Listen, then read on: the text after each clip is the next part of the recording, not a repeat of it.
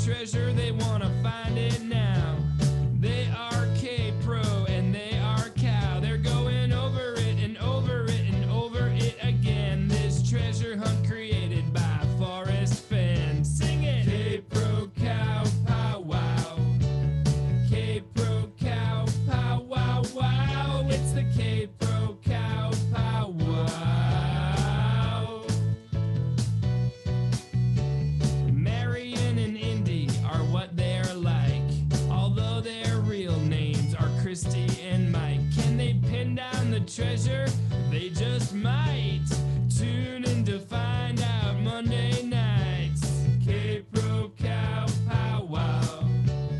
K-Pro Cow Pow Wow Wow. It's the K-Pro Cow Pow Wow.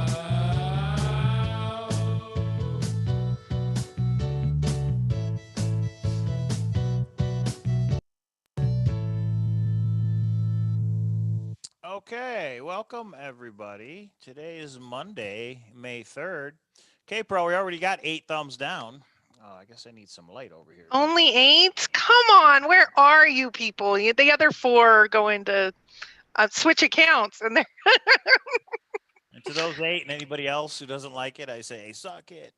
Okay, so today is the K-Pro Cow Powwow Monday night. We got an interesting one tonight. It's another K-Pro PowerPoint. Why the chase may have ended early. I didn't put 6 exclamation points. I only put 1, but I put a question mark. This is all our opinion, everybody. Although K-Pro does have some interesting information she's going to share. I guess I'll save that. Yeah, so how's everybody doing? It's May already, huh? It's May 3rd. Mother's Day's coming up. A big move is coming up for somebody this weekend. So hashtag suck it, Albert says. There it is. Hashtag suck it. Kind of sums it up. How you doing, Christy? I am good.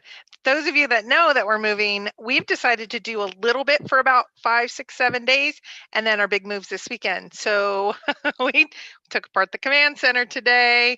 Oh, Jason Eunice, even before we could say it, Super Chat is on. I love you guys. Love you guys. Peace and blessings with the $20 Super Chat. Thank you. We do appreciate the Super Chats. And as you guys know, that's on. What's up, King Catcher, Jim? King Casher, actually, Jim King. May the 4th be with you. That's right, Dave Calvi. You know what time it is. That's Dave Calvi's in the house and Blue why. Wrenched. Oh, this is so exciting. Jason and Dave and so many of you. The only thing I want to say before we get started, because I'm not commenting anymore because I did that one and only video, but I had over 300 of you reach out to me to send me the nicest. I am overwhelmed with how nice people are in this world. I got emails, I got Facebook messengers, I got texts, I got phone calls. I could not believe like what's going on. I'm like, everybody just wanted to like wish me. They didn't know a lot of what happened and just say, you know, you're positive or you're a good force for us or whatever it was. It was so awesome. And I can't believe I've missed a little bit of whatever's happened because we're doing important things rather than watching other things. So I've been overwhelmed with all of you and you and you and you and you. 300 isn't enough. Oh my gosh. But to have that many, I haven't gotten back to everybody because I can't possibly with everything going on. But every message I read, and you guys are stinking amazing. I think it's Bill awesome. And C says, who's moving that god awful gun cabinet? Bill knows. We're hiring somebody this time, so my safe moving days are over. I think it's nice to be in the no scoundrel zone. Packer Jack. All right, you know, everybody. That's all we're gonna say. We're not gonna talk about that. We're gonna stay focused because here's the thing. I'm gonna be a little on the edge tonight of conspiracy theory. Some of you may not like it. Some of you may be like, uh-oh, has she gone to the dark side? No, I have never, but I have some reasons to believe something and I just want to get it out there and then you can go, crazy K-Pro, we know that. It is. That's the conspiracy theory music. It's going to be interesting tonight. And this tonight, I haven't seen the PowerPoint yet. I haven't seen it. So I'm going to be getting the information for the first time as well. So we'll see it together. And guys, if you have questions, put it in the chat. Put at Cowlazars or at K-Pro. and we will try and answer everybody's questions, and we'll go from there. Because I'm kind of split. I'm kind of split on why the chase may have ended early, or did it end early for a specific reason other than just Jack finding it. So we're going to talk about that tonight. So thumbs up the video, guys. It does help us out. If you guys are happy to have a forum, a live chat, a place to discuss the Forrest Fenn treasure found.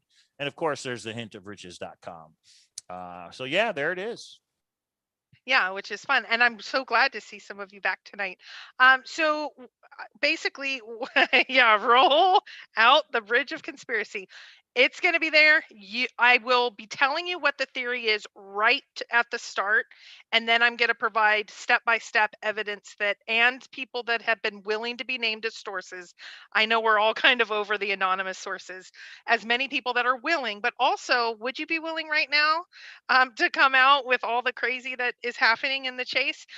So some people have said, yeah, you can say that and this goes, I'm going all the way back to 2018 about why I think it's may have been called off early. And this is a maybe. At the end, I give you I go back and forth all the time. I did ask Jack because he asked me to make sure to talk to him before I put out a conspiracy theory, and I have some information included in there. So much happening. I'm so glad all of you are here. Congratulations to you, Craig. Congrats. That's awesome. Yeah. So let's just start it. Let's go. Let's make this happen. This is gonna be long enough. You know what? If some of you think this, I ain't listening to you no more. that's okay. You may not like it. That's okay. Copper Dan with the $20 super chat. It says, I'm driving and can't moderate, but wanted to show my support with my chap money. Chat money? Yeah, don't type and drive, Dan. Don't super chat and drive. No, he's Friends talking. Don't let friends super chat. He's talking into the mic, or maybe Copper Princess is typing it in for him, and she said chat. But thank you. Thumbs up. If you super chat, we'll stop for a second. But put at KPro or at Cowlazars. I'm gonna try to stop after every slide. I actually did this a while ago. Mike saw the beginning of it and was like, "Ooh, this lined up this way. It kind of makes sense," but he has not seen the whole thing. And I know he doesn't remember it because it was like 3 weeks ago before all the Shannon and all that stuff that happened. So it's been sitting a while. And I still have the photo analysis presentation that I want to make sure all of you see as well. Copper Dan. Live audio. There we go. I was there when he fell down the stairs. It had all that Cialis. Okay, that was for Copper Dan's super chat. It's another one I need to delete, which apparently hasn't happened yet. All right. Icebox Canyon, it truly would be Forrest's Fortress of Solitude. If you know anything about Superman. Okay, are we going to jump right into it? Jump, baby, jump. Now, for those of you on Facebook, all you Codebreaker Charlies out there, I'm going to put a link to this right now. You may have seen the little something I posted, which is one of the newest rides in the treasure hunting amusement park. I just got this book today. Going to do a video on it later on. It is not the Intente Cordial. That's another one I need to do. Right there is the Facebook group, Cowlazars and KPro's Grand Adventure. Join. It's absolutely free. We put all the links to the shows and all the links to the other treasure hunts that are going on. And you can go and join that if you so choose. Okay, here we go, everybody. I'm going to play it. And I'll just say, for anybody that's into Bitcoin and codes, I'm not into either. Mike is dying. He's like, Bitcoin, I mean, you get paid in Bitcoin, and then Codebreaker. Oh, and I don't know if you saw, Brian Poppelman already put up the answer to your code. So the entire answer? Yeah. Oh, nice. Brian P. Shout out. Of course he did. That's awesome. So it is a new book, and I will do a show on it. Let us get moved. If anybody's like, hey, I don't want to wait for the show, I want to know what it is, just email me. I'm happy to give you guys the link. Copper Dan meant to put in $200, and sorry about that. That's nice. That's funny. I think that was $2. Yeah. Thanks, Copper Dan, though. We appreciate it. Chasing Indy says, KPro, I got Bitcoin. I got Bitcoin too, but I don't have enough. What world am I in? No. Okay. Let's dive in. We got to dive into this hard-hitting content. Here we go. Content. There it is, everybody. Conspiracy Theory Bridge. She even starts the PowerPoint out that way, so you know this is going to be a good one. Make sure you thumbs up for conspiracy theories.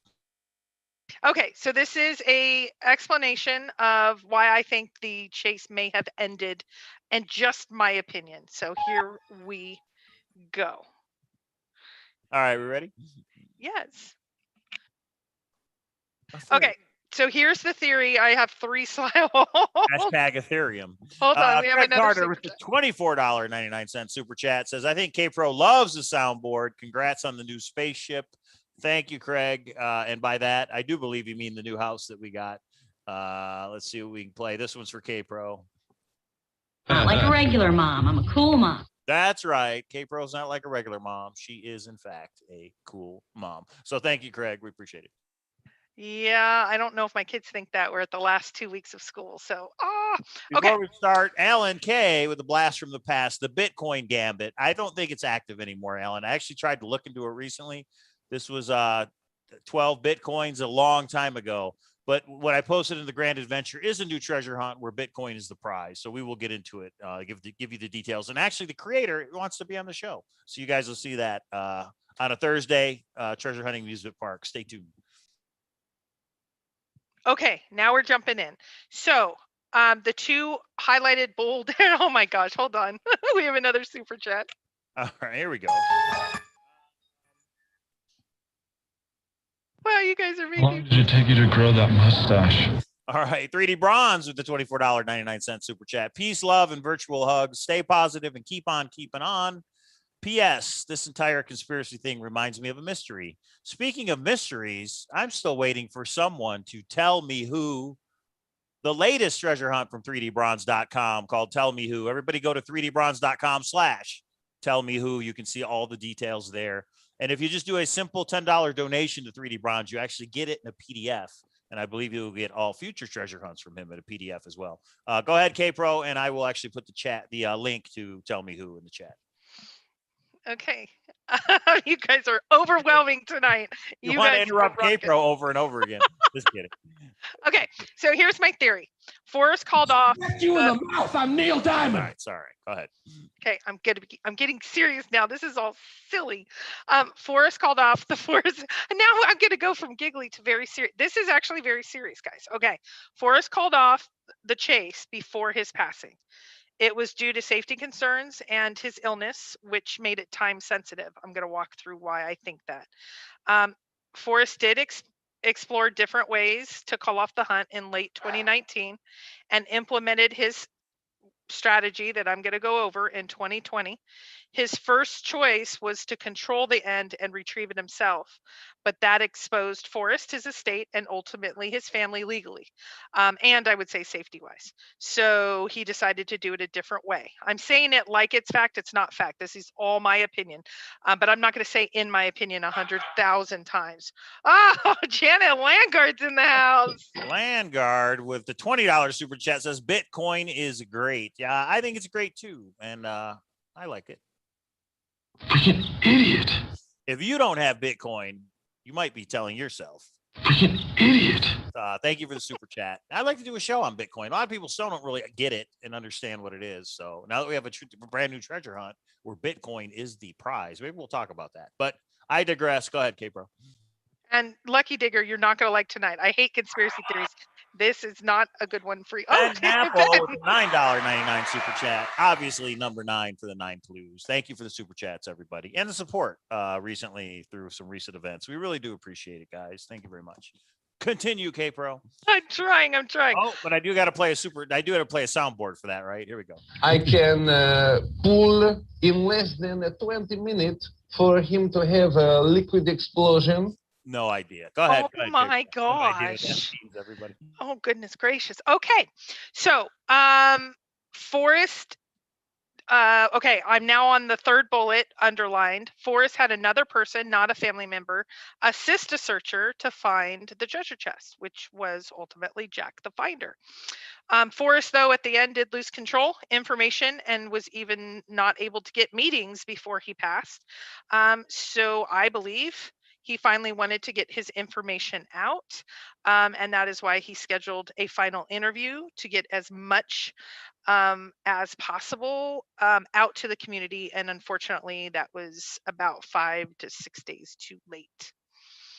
Okay, so that's the theory. I'm going to give a couple of kind of premises to it, a little bit more on the theory, and then I'm going to go into the evidence, the sources, the backup, and lay it out from 2018 to now.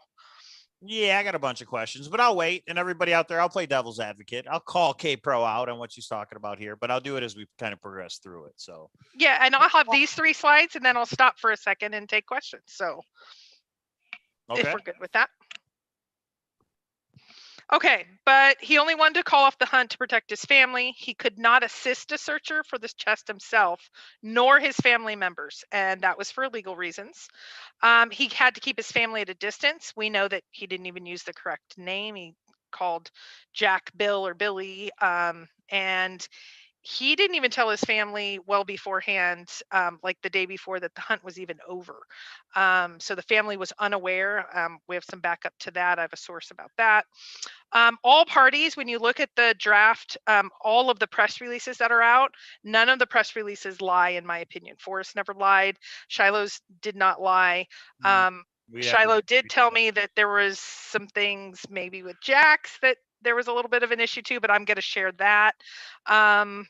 Forrest didn't lie. There was carefully worded statements, and I'm going to go over the pertinent parts of each one of those. So I'm definitely not hating on Forrest here in any way, because as you walk through this, I just think it's sad what happened. Go ahead, Mike. Did you have a question? No. The dogs do. No, I was going to say we would have to reread the announcement to say that they worded it carefully, where if Forrest kind of had it retrieved or somebody else had it retrieved, I would have to reread those, because to me it really seems like somebody's lying if that's the case. But we would have to reread those and go through it. Well, How wow. he worded things. What a perfect segue to, in a couple slides, I actually bring them up and I highlight them and I say, this is why I believe that it's still the case. But let's walk through it. I have one more slide on the theory details, and then we'll dive in. That's why we like K-Pro's PowerPoints, because she actually does what we are thinking. She rocks through it, it gives us her opinion, which is what this all is. So, okay, here we go. So Forrest tried in his final days to get the information to the community. We know that Jack did not meet with Forrest. So he was going to try to kind of gain back control.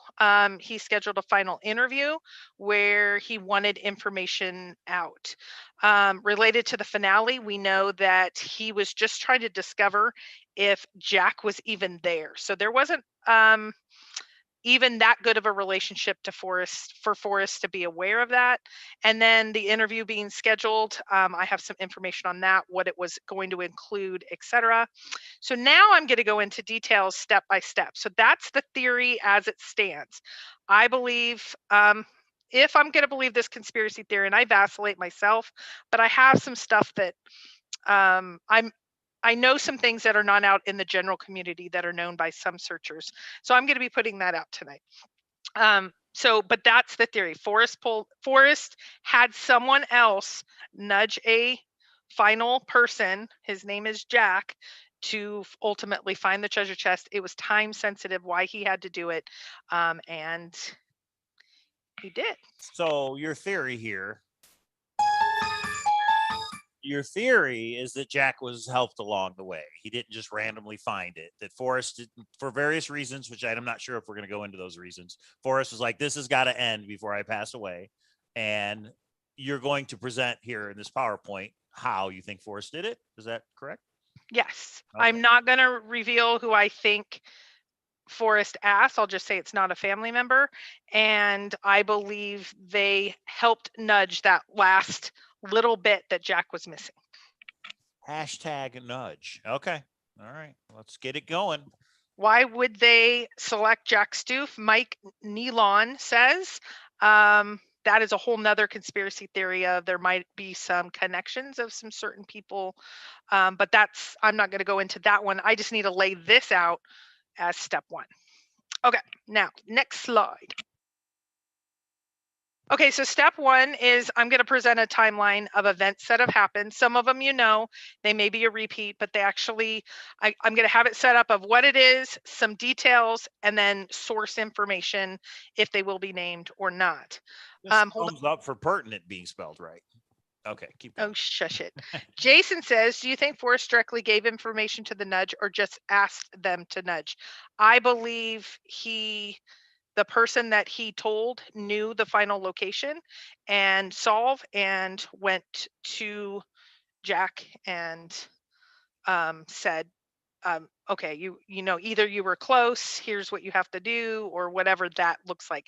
That's going to be like step 2. If this one is embraced in any way, we need to do a step 2 to this. But step 1 is just why I think this is how it rolled out. Okay. Mike, there's a super chat. Let's see. How are you seeing that before I am? Magic. That's weird. It's actually, I must have a delay. Chasing Indy. You guys know her. You guys love her. Chasing Indy on YouTube with the $4.99 super chat says, wouldn't that Fenn slip up quote give us the exact timeline in which he decided to wrap things up? Ooh, now Chasing Indy with her own conspiracy theory. Is she saying, Chasing Indy, do you mean that you think Forrest intentionally slipped up to try and make it end? Is that what she just said? But I thought the slip up happened years ago. I could be wrong. I don't know what the interview was, but that's interesting though. What if Forrest said something on purpose, trying to be like, I need this to get over with. Let me let something go. That would have never occurred to me, Candy. So that is very interesting. It doesn't apply to this theory, but I like it. It could, but I'm like you, Mike. I think that was from years ago. So yeah, that's interesting.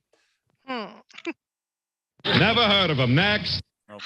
Thank you for the super chat, Candy. Thank you guys. You guys are being really sweet tonight.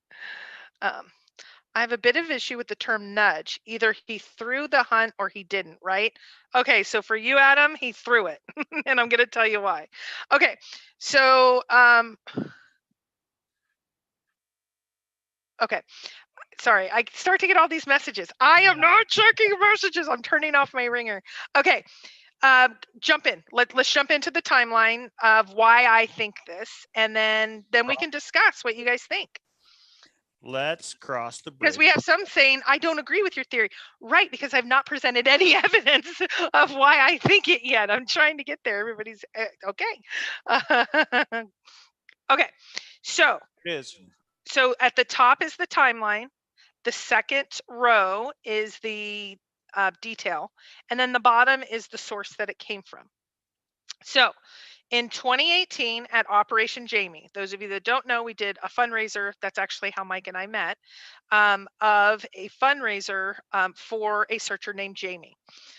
At that fundraiser, Forrest pulled me aside and had a private meeting. He said he was having some health issues, and we needed to work out some logistics, how long he could be standing, what would happen if he fell, what we would do. This was the, I think, only time that entire 4 or 5 days that I met privately. Usually it was Cynthia, myself, and Mike on almost everything. So that was the beginning of, I knew something was happening with Forrest. I did ask Cynthia after. I didn't ask her at that event, but I asked her afterwards if she was generally aware of the condition. I'm not going to go into the condition. She said she was not. And I asked Mike as well, was he informed? Did he have the same kind of meeting of contingencies? I did a lot of the logistics, and Mike didn't either. They were co-organizers of this event, so I thought maybe Forrest was going to mention it to others, but I was the only one that was mentioned to. Go ahead, Mike. Another super chat from Chasing Indy, another $4.99. Thank you, Candy. She says, he said that if he got Alzheimer's, he would mark the calendar for 6 months and end things. So we look into 2019 and big surprises. 6 months into 2019. But for what you're saying here, the only thing I remember from the Jamie Jordan drawing is I thought Forrest said something like, I just want to be by the door in case he needed to leave, in case he needed Shiloh to get him out of there for some reason. I just thought it was kind of put me by the door type thing, but I didn't know if that was definitely happened. Right. Yeah. Yeah. And Eric, our searcher friend in Korea, says, that's South Korea for anybody keeping score, basically says theory or true thoughts of K-Pro presenting someone else's ideas. So let's clear that air right now. These are your opinions, or has somebody recently contacted you and is using you, K-Pro, to put out this theory? Let's check the secret telephone recordings. No, this is me. This is me that has brought several pieces together from different sources, if you will, or different pockets of information. I talked to Mike just because this is a little bit of a edgy or conspiracy theory. Like, is this something that should be put out? I know that some of it is true, and I know some of it's not out in the community. So it's yes, but no, this is just my opinion, just one crazy person's opinion. So yeah. Now, X Marks the Spot says, did someone take advantage of Forrest's condition that you know of, Capro? I don't think so. Not that I'm aware of. So I don't think so. Not that I'm aware of, but there's a lot of happenings that I did. Like, it's funny because a few people have reached out to me and they talk about this relationship that they had with Forrest of emailing, and maybe they went and met him or didn't, family or not. He had so much going on. I don't know. Sea Dog says Capro has the answer. She just doesn't realize it yet. That's interesting. Lucky Digger says, well, I don't blame him for wanting to be by the door. There are some crazies out there. And that's the way I took it. I didn't take that as anything having to do with health reasons, but it could be a little combination of both in case he just wasn't feeling well or was like, Shiloh, get me out of here. It's just easy to leave. You know what I mean? You're not going through a bunch of searchers trying to say bye and all that stuff. Right, but you were at the safety meeting. Both you and Cynthia were at the safety meeting where we talked about there were some particular people. There was at any event you have to do the logistics of being near the door. Here's what we have to kind of be concerned about. There were some concerns, I think, at any event. So yeah. Anyway. Okay, so bring the slide back up, mister. Okay, here we go. Thank you for the super chats, guys. Okay, health issues. Okay, interesting. Okay, so back in 2018, so that'd be like mid 2018 or late 2018, I think September. That's when I kind of became aware. So in 2019, I then became aware of, I'm not sure, I became aware of Forrest family had what he called a family intervention. They were over this hunt, and they basically said, if you die, they wanted it over. And they said, if you die the next day, we are either going to say, when you pass away, this was a hoax, or it was already found and it's found immediately. We want this off our plate if you pass away. Now, Forrest. Because that, I think, is breaking news for a lot of people. So go through it again. The family told Forrest. Well, bring it up. I didn't even read it yet before you jumped ahead. So hold on a second. Okay, the family really wanted the hunt called off. They said if Forrest didn't, the day after his death, that they would either say hoax, found immediately, it was going to be over. It was tension filled between Forrest and his family, and they were at an impasse. Now, wait a second, Mike, before I will stop right after this. This was only an issue if Forrest passed. They needed to respect him during his time that he was alive. I did ask Cynthia after I heard this and said, have you heard about this family intervention meeting? And she was willing to be a named source. She got her information from a different source than I did. So at least a few people knew about this family intervention meeting that happened in 2019. So the pressure was on from the family, but Forrest was not at the point of terminally ill, etc. But the family intervention meeting was pretty significant. Okay, go ahead. Ask questions, Mike. Man, so the family, for the family to do that, and you know that Forrest Fenn, you know, even his family, more than anybody, this is Forrest Fenn's legacy. He hid the treasure, the thrill of the chase. He makes all these connections, all these friends over the 10 years, or if this is 2019, 9 years, whatever it is. For the family to sit down with him, and if this is true, and did I hear you just say that Cynthia can confirm this? Is that what I just heard? So maybe Cynthia Meacham will make her own video if she wants to confirm it. That's totally up to her. Or she's welcome to come on our show. Cynthia, you know that as well. But for the family to sit down and say, Forrest, if you don't end this, the day after you die, we're either going to say, oh, it was found, or the whole thing was a hoax. I mean, Forrest had to be upset. That's like the worst. That's like the worst possible outcome, other than Jack finding it. But that's like the worst possible outcome. I mean, that his whole thing that he planned, they were just going to end it. Man, that to me, that's just crazy. How would he deal with that? I mean, he had to be upset about that. And I think he had time to start thinking it through. Yeah. So Forrest stood his ground. Texas Sad says, I knew that there was, yes, that could be true.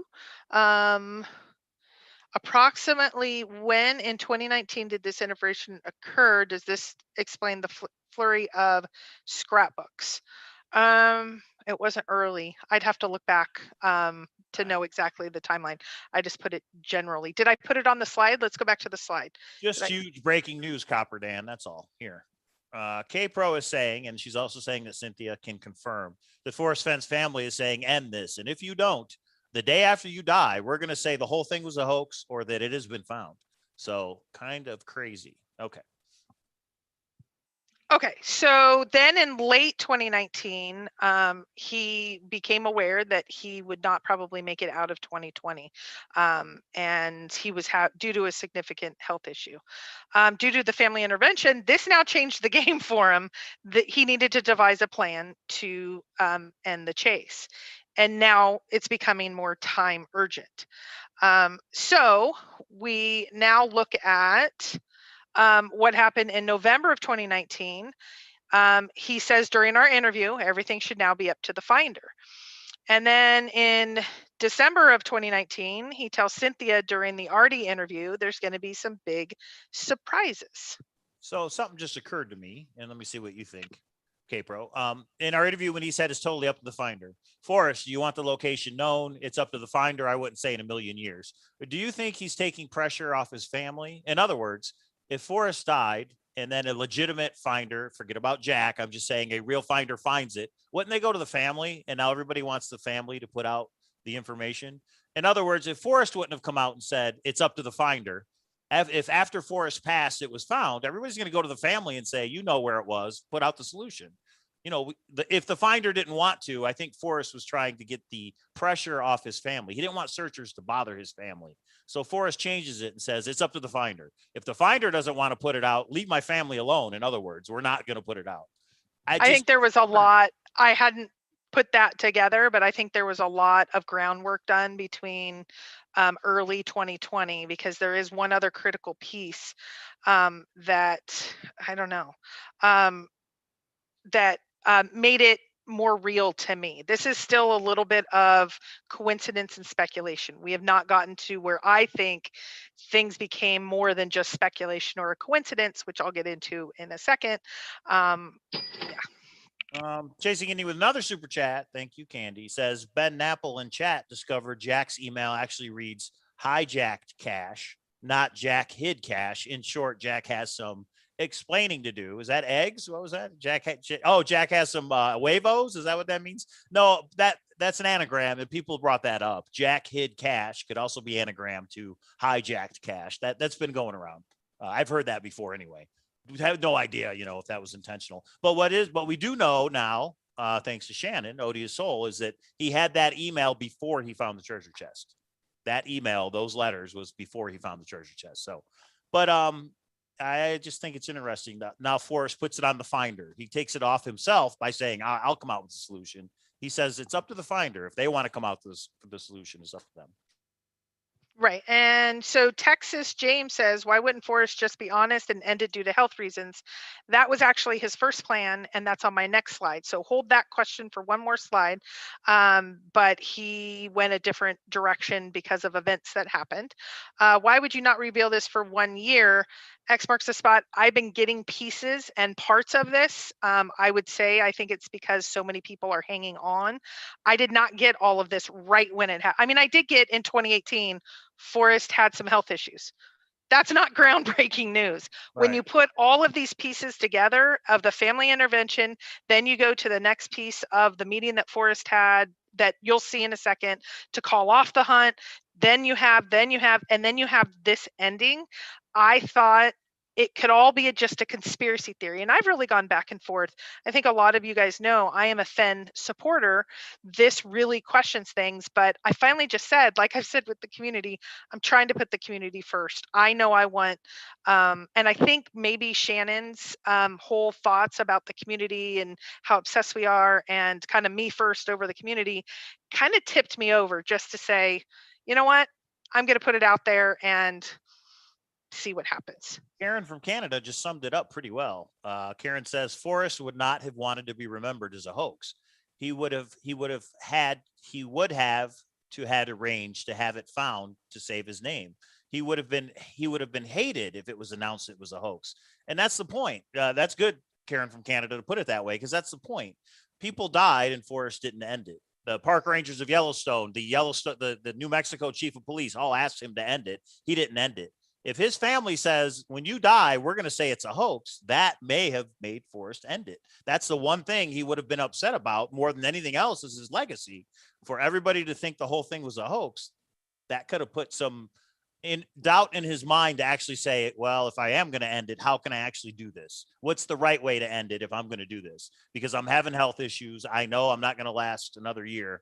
My family says if I don't end it, they're going to say it was a hoax. That can't happen. To me, that makes sense. This is the one thing that would make him end it. Right. And now York says, I'll even double down and say that Forrest and Jack chose Wyoming due to the lawsuits in New Mexico and Colorado. They faked the final location. Real location is in a certain place in another state. I won't go that far because I don't have, again, this is step one, that if there is enough community support on this piece, maybe more will come out that other people know. I started looking at different aspects of this as less and less comes out. And I actually feel bad for Forrest. At the end, he couldn't even get a meeting with Jack. I think it was because of how Forrest had to separate himself. Well, I'll get there. I don't want to get too much because there's actually one other bigger piece of breaking news, and I'm going to transition Bigger into breaking news than that. What the heck? Okay, one more. Mr. USA China 1, our buddy Sam, hey Sam, and Janet says, K-Pro, in your opinion, does this mean Jack may not know the solve or not know the clues? Albeit, has the chest or a payoff chest been put in its place, in your opinion? Okay, so I don't think there's anything left behind. I think it was, if I were to guess right now, but this is a total guess, not based on anything, it seems to me the nudge was possibly with Jack, who was already in the right general location. He just needed something else a little bit to get him exactly there. That's my guess, but I feel like my presentation is based on a lot of evidence. Now, it could be circumstantial evidence, it could be hearsay evidence, but at least it's evidence. That would be a total guess on my side because, quite honestly, no one would pick Jack because of his background. Not that nobody has a background, obviously. I just don't think Forrest, but the person that Forrest may have said, I don't want to know who, you just nudge whoever. I think he was very familiar with the hunt and possibly who was close. But again, I don't know that. One more super chat, Ben Napple. Thank you very much. He says, the one thing I can't figure out is why wouldn't this have been forced to end when the kidnapping plot occurred? So we know that his granddaughter, somebody tried to kidnap Forrest Fenn's granddaughter, thinking she was a treasure, some mentally unbalanced person. Why would he not have ended it then? What do you think, K-Pro? I think that was like the first moment that, I won't say very first, because there was a lot of people calling for us and saying, I'm going to kill myself if you don't give me a hint or this or that. I think this was the moment that the family had a difference of opinion in a significant way. Forrest and his family, I think, were very traditional. This is my opinion because we talked a lot about this in life. He dealt with his business and Peggy tended to the family. This was the first time that I think there was, or the first time that I was aware, there was significant tension between one of his events or one of his projects turned into something that was safety issues for the family. He might have bought something or gone big on a business deal that maybe they could have been poor, which didn't happen, but they were never in safety way. So I think that was the beginning. I was there the day that Paco was let out of jail. And the family had it was very hard for them. And you could just tell, I think as it continued, it wasn't a one-off event. And once he figured that out and the family figured that out, they went different ways about their thoughts on that. Okay, House Husband Diary says, K-Pro told me she was skeptical right after the treasure was found, but didn't have all the info that she wanted to divulge. That's true. Then she left me in NC and moved to Vegas. Ben Napple with the $24.99 super chat. He says, thanks, guys. Free blackjack bet. Hey, we appreciate that, Ben. Thank you. And I will say this, when the first searcher died, or maybe a couple, Forrest said, if somebody drowns in a swimming pool, we teach people to swim. We don't drain the swimming pool. And I think that's how Forrest was. I think the deaths, even the kidnapping plot, I think he's like, outside influences, that's going to happen. There's crazy people. There's people who aren't prepared in the wilderness. He didn't feel it was his responsibility to end what he started. It's just people have their own responsibility to take care of themselves, etc. Even when it came to his family's safety, I'm sure having a lot of money, I think what you said is maybe their safety never was an issue before, but what if it was? I mean, Forrest was wealthy. What if, forget about the treasure chest, what if somebody just had tried to kidnap a family member before? I wonder if maybe this wasn't the first time they experienced it, and Forrest is like, we've dealt with this. This is just a guess on my part. I have no idea what the family has gone through, but I wonder, if he's like, nobody's going to kidnap the granddaughter. We have things in place. Sure, somebody will try, and it's horrible that somebody went to his house and tried, but that wouldn't cause him to end it, because maybe they had been down that road before. It's just a guess. Well, and I don't think maybe the whole family agreed. Do you remember when Mika was going to be Mika and Shiloh were going to be the ticket pullers? At the Jamie Jordan drawing live there in the Collected Works bookstore. Yep. And do you remember, I think it was you that asked, how's the family going to feel? Isn't Mika not supposed to be kind of involved? I couldn't believe that Shiloh and Mika were going to be there after you told me the story of somebody who tried to kidnap her. That's, and go ahead, give Forrest's answer. I do remember what it was. Yeah. No, you go ahead. Basically, he said she's an adult and she's going to choose what she wants to do. Meaning Mika, meaning his granddaughter. I think she was 24 or in her 20s at the time. And he's like, she's her own person. She will decide. I know the mother was probably pretty upset. Which daughter was the mother of Mika? Zoe. And I know Zoe was against it, but Forrest said she's an adult. She'll decide what she wants to do. And I think that's how Forrest was. And for that super chat, Ben Napple, I play this, and I believe this does hold true as far as Forrest. And that's the way I grew up, and that's the way I'm going to be. That's the way Forrest grew up, and I don't think he was changing it for anything. Although, when his family said, if you don't end this and you die, we're going to tell people it was a hoax, that probably put some doubt in his mind. I mean, that's probably the most serious thing that could have happened. Another one from Chasing Indy. Don't tell DJ. $4.99 super chat. In spite of the salty searchers, save your chat money really means send your chat money channel, your inner Copper Dan, and show some love. Hey, we appreciate that, Candy. No, let's say it right. Save your chat money. What? What's that from? That was a video. Now I understand. Shout out to the UK, to our UK friends. I've not seen the video myself, but I did hear about it. So, okay. Thank you everybody for the super chats. It really is going to help us move. Candy said, "Oh, we're paying for their mortgage." No, you're actually helping us move, which is happening in just like 4 days. So we appreciate. Oh my gosh, you're getting a new computer eventually because that one's starting to deteriorate. New sound clips, everybody. Pew pew pew. That'll be fun. Okay, thank you. So yeah, I really think this is really breaking news, that especially if Cynthia does confirm it, because a lot of people are going to be like, "K-Pro, you're making it up." And a lot of people are going to say, "Why would you wait until now? It's been how many months since the chest was found? 8 months. Why are you just now saying this? What do you?" All of these pieces. K-Pro, if that's your real name. I already did once, but I will again. Yeah. No, give the real reason this time. I did not have all of this information. There's been pieces and parts that have come in. I do find it fascinating that, like I said it in a Facebook post. Hold on one second. Okay. And sorry. Okay, go. Can you grab the dog, please? Sorry, the little dog needs out. Adding all of it together is one thing, having different pieces and parts.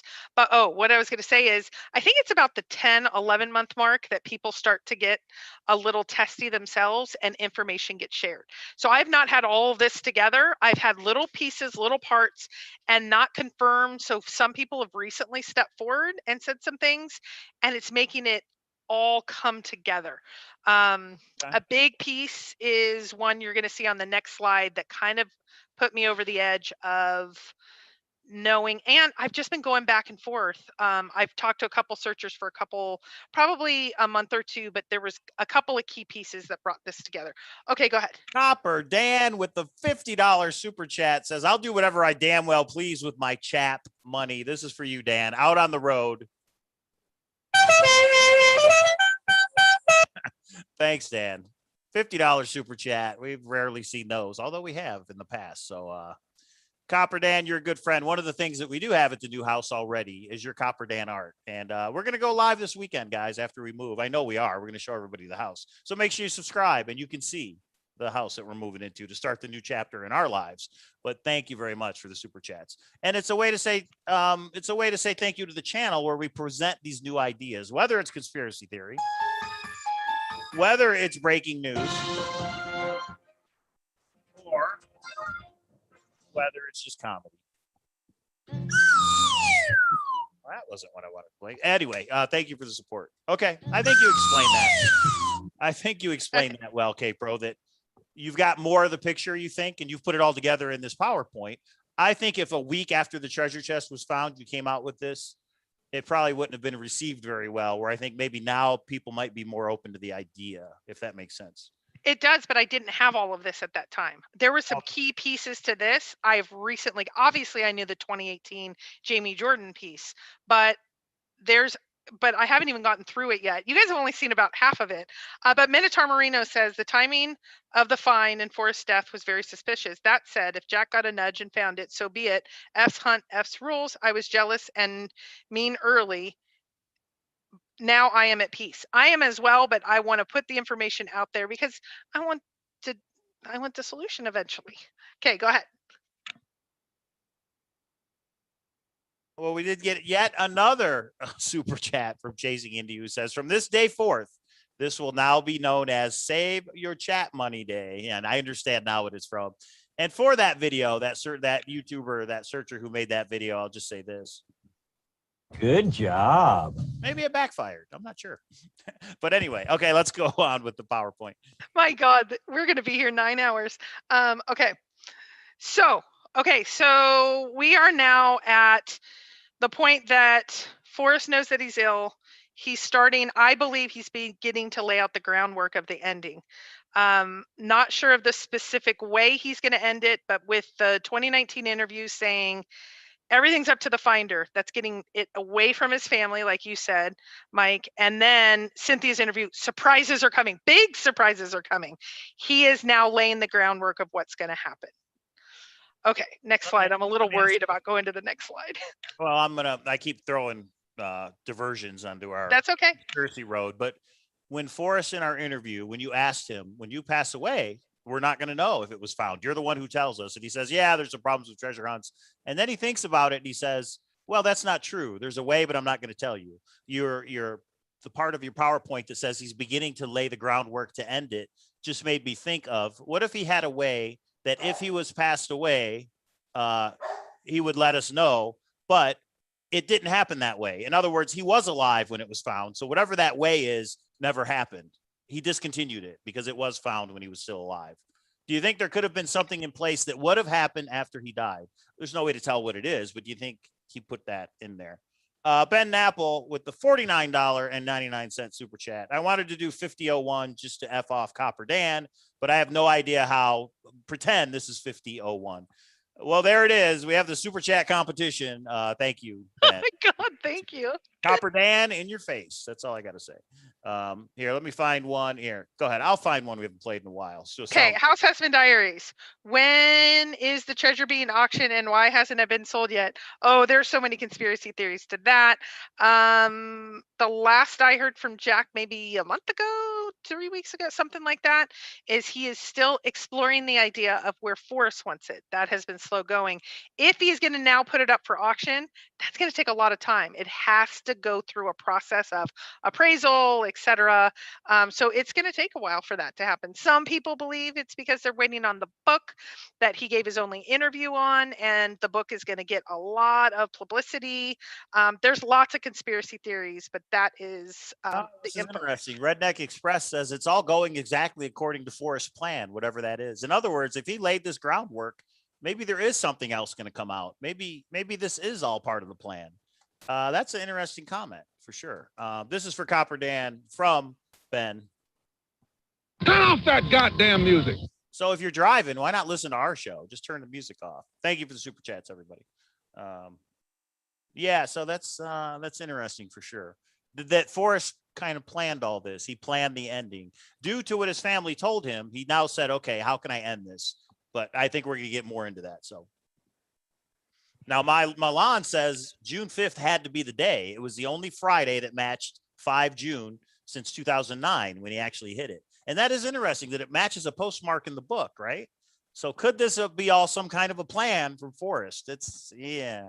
Well, let's see. Let's get through the rest of the PowerPoint. And everybody can, at the end, I think maybe we'll vote and see what people think once all the information. So X marks the spot. Did you and Jack agree to say these things? I will not say that Jack and I are going to probably ever have a beer together. I don't. I did reach out to him after he asked me, and I asked him a question related to this theory, and that will be at the end of this presentation. But I had a lot of influence by Forrest of when he wanted to I went dark at times when he needed me to. There was a lot of things that Forrest wanted done a certain way. I felt our friendship, I did those a certain way at times when I didn't want to. Jack and I don't have that same relationship, and I am choosing to not have that relationship, even if it was available, which it has not been presented to me, because I really want to find my own way at the end of this. I kind of started alone. I got Forrest in the middle and had a great friendship, rebuilt my life, and I'm doing this part. I won't say alone, but there are parts that I don't even tell Mike until I know a little bit more. Part of it is I don't want to inundate him with every little detail. But what did you just say? Wait a minute. What did you just say? You didn't tell me what? You know, I don't. I've said to you, I can't tell you certain pieces or parts. And as I can attest that is true. A lot of times she's like, don't ask because I'm not going to tell you. And then I say, I'll smack you in the mouth. I'm Neil Diamond. Yeah, no, I don't say that. And I'm not Neil Diamond, but it is a Will Ferrell clip. So thank you for all the super chats. So I'm going crazy on the soundboard tonight. Or this one. Why don't you go tell your mom to shut up? All right. And there's another super chat from Kelly Twiss. Why did Forrest wear an earpiece during interviews? I always felt like he had a coach. He seemed to pause, listen, and backtrack his answers sometimes. Talk about conspiracy theory that maybe that wasn't to hear. Maybe somebody was coaching him. That is a conspiracy theory.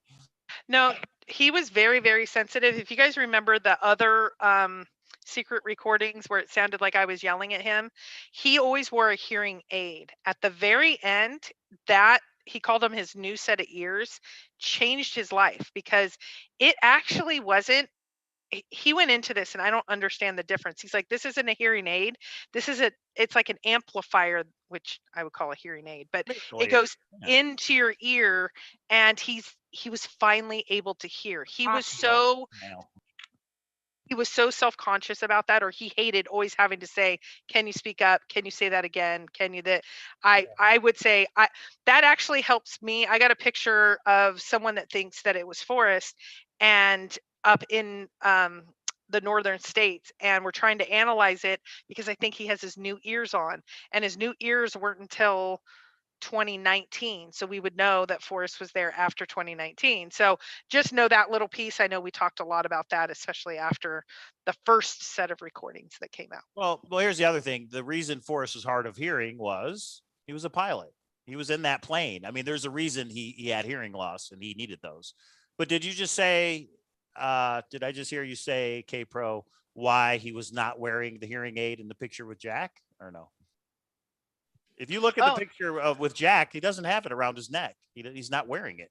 Somebody said, why is that? Because they're thinking maybe the picture is actually before 2019, another conspiracy theory. But isn't that weird? He didn't have them on, and he didn't, unless he took them off for the picture, unless he knew this picture with Jack where they're looking at each other would be all over the world in newspapers. And he didn't want, he was self-conscious that he took them off. But isn't that weird that you don't? That is very weird, because it looks like at least the picture is them discussing, right. Talking. And he's not wearing his hearing aids. That's a little strange. And somebody reached out. It's not me. Somebody reached out with that to point that out. And I thought, yeah. I've never heard that. Why would you keep that from me, Mike? Oh, we all have our little secrets, don't we? Don't we, K-Pro? Okay, sorry. Okay, let's go to the next slide because hold on, I need to get. It is interesting. Chasing Indy with the $4.99 super chat. Can K-Pro reiterate the story about Fenn and Sloan plotting a treasure hunt that involved their wives telling them, no, I need this for my soul? Wasn't that the treasure under the bridge? That's what I always heard. Yeah, go ahead. Sorry, dogs are having problems tonight. Or the house. Do we want to take a break from this? Will divert us for a few minutes, and I'm okay with that. If you have a story to tell, yeah, it's for the super chat. If you have a story to tell about Forrest and Eric Sloan, yeah, do it. We can take a minute. We're going 2 hours tonight, everybody. You know we are. As long as. I wish you weren't a liar. As long as that's not happening tonight, that nobody's lying about anything, then yeah, I think we could. Is this the treasure under the bridge story? Is that what this is? No, I don't.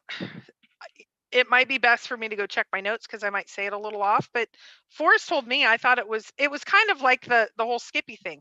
I thought everybody knew. I said it off the cuff one night during a show, and everyone's like, "What?" Him and Eric were going to do a treasure hunt. They were going to buy a bridge, I think it was, or I think it was a bridge. Buy a bridge, and they were going to hide a treasure under it. And their wives, yeah, I mean, they like seriously pitched it to them, like, we're going to do this, and we're going to do this treasure hunt and all this. And they're like, no, and hell to the no, type of thing. And it was like over, and they were, went over to some other shenanigans. Well, then that leads me into the breaking news from about a week or two ago, and that is that Skippy did know the location. Forrest has confirmed with multiple people that Skippy, his brother Skippy, did know the location of the treasure chest. So a lot of people thought that was Eric Sloan, but I do believe Forrest also confirmed that Eric Sloan would not have known where it was. I believe. Don't. Cowlazars said that's a guess on my part, but we do know that Skippy did in fact know the location. Super chat. Indiana Jones, our old movie buff friend. Indiana Jones knows more movie references than I do. Indiana Jones with the $20 super chat. Jumping the milk truck in Too Far to Walk reminds me of the scene from the movie Speed, where the bus jumps the large canyon gap in the interstate. The bus had a hidden camera mirror recording passengers secretly. Milk trucks, babies. And there it is from Indiana Jones. I couldn't have said that any differently than what he just did, other than Keanu Reeves. I've got his comic book. Do you? Did you know he has a comic book? But anyway, that's going another bridge.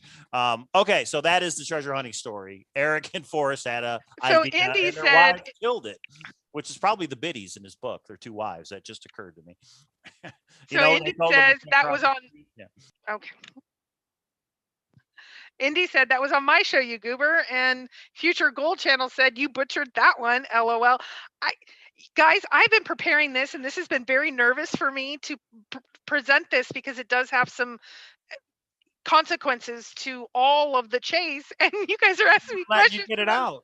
Copper Dan with another $5 super chat, and this is important. He says, that's why I didn't tell Copper Princess about my treasure hunt until after I hit it. And then it was found 10 minutes later. But that's okay, Dan. These things happen.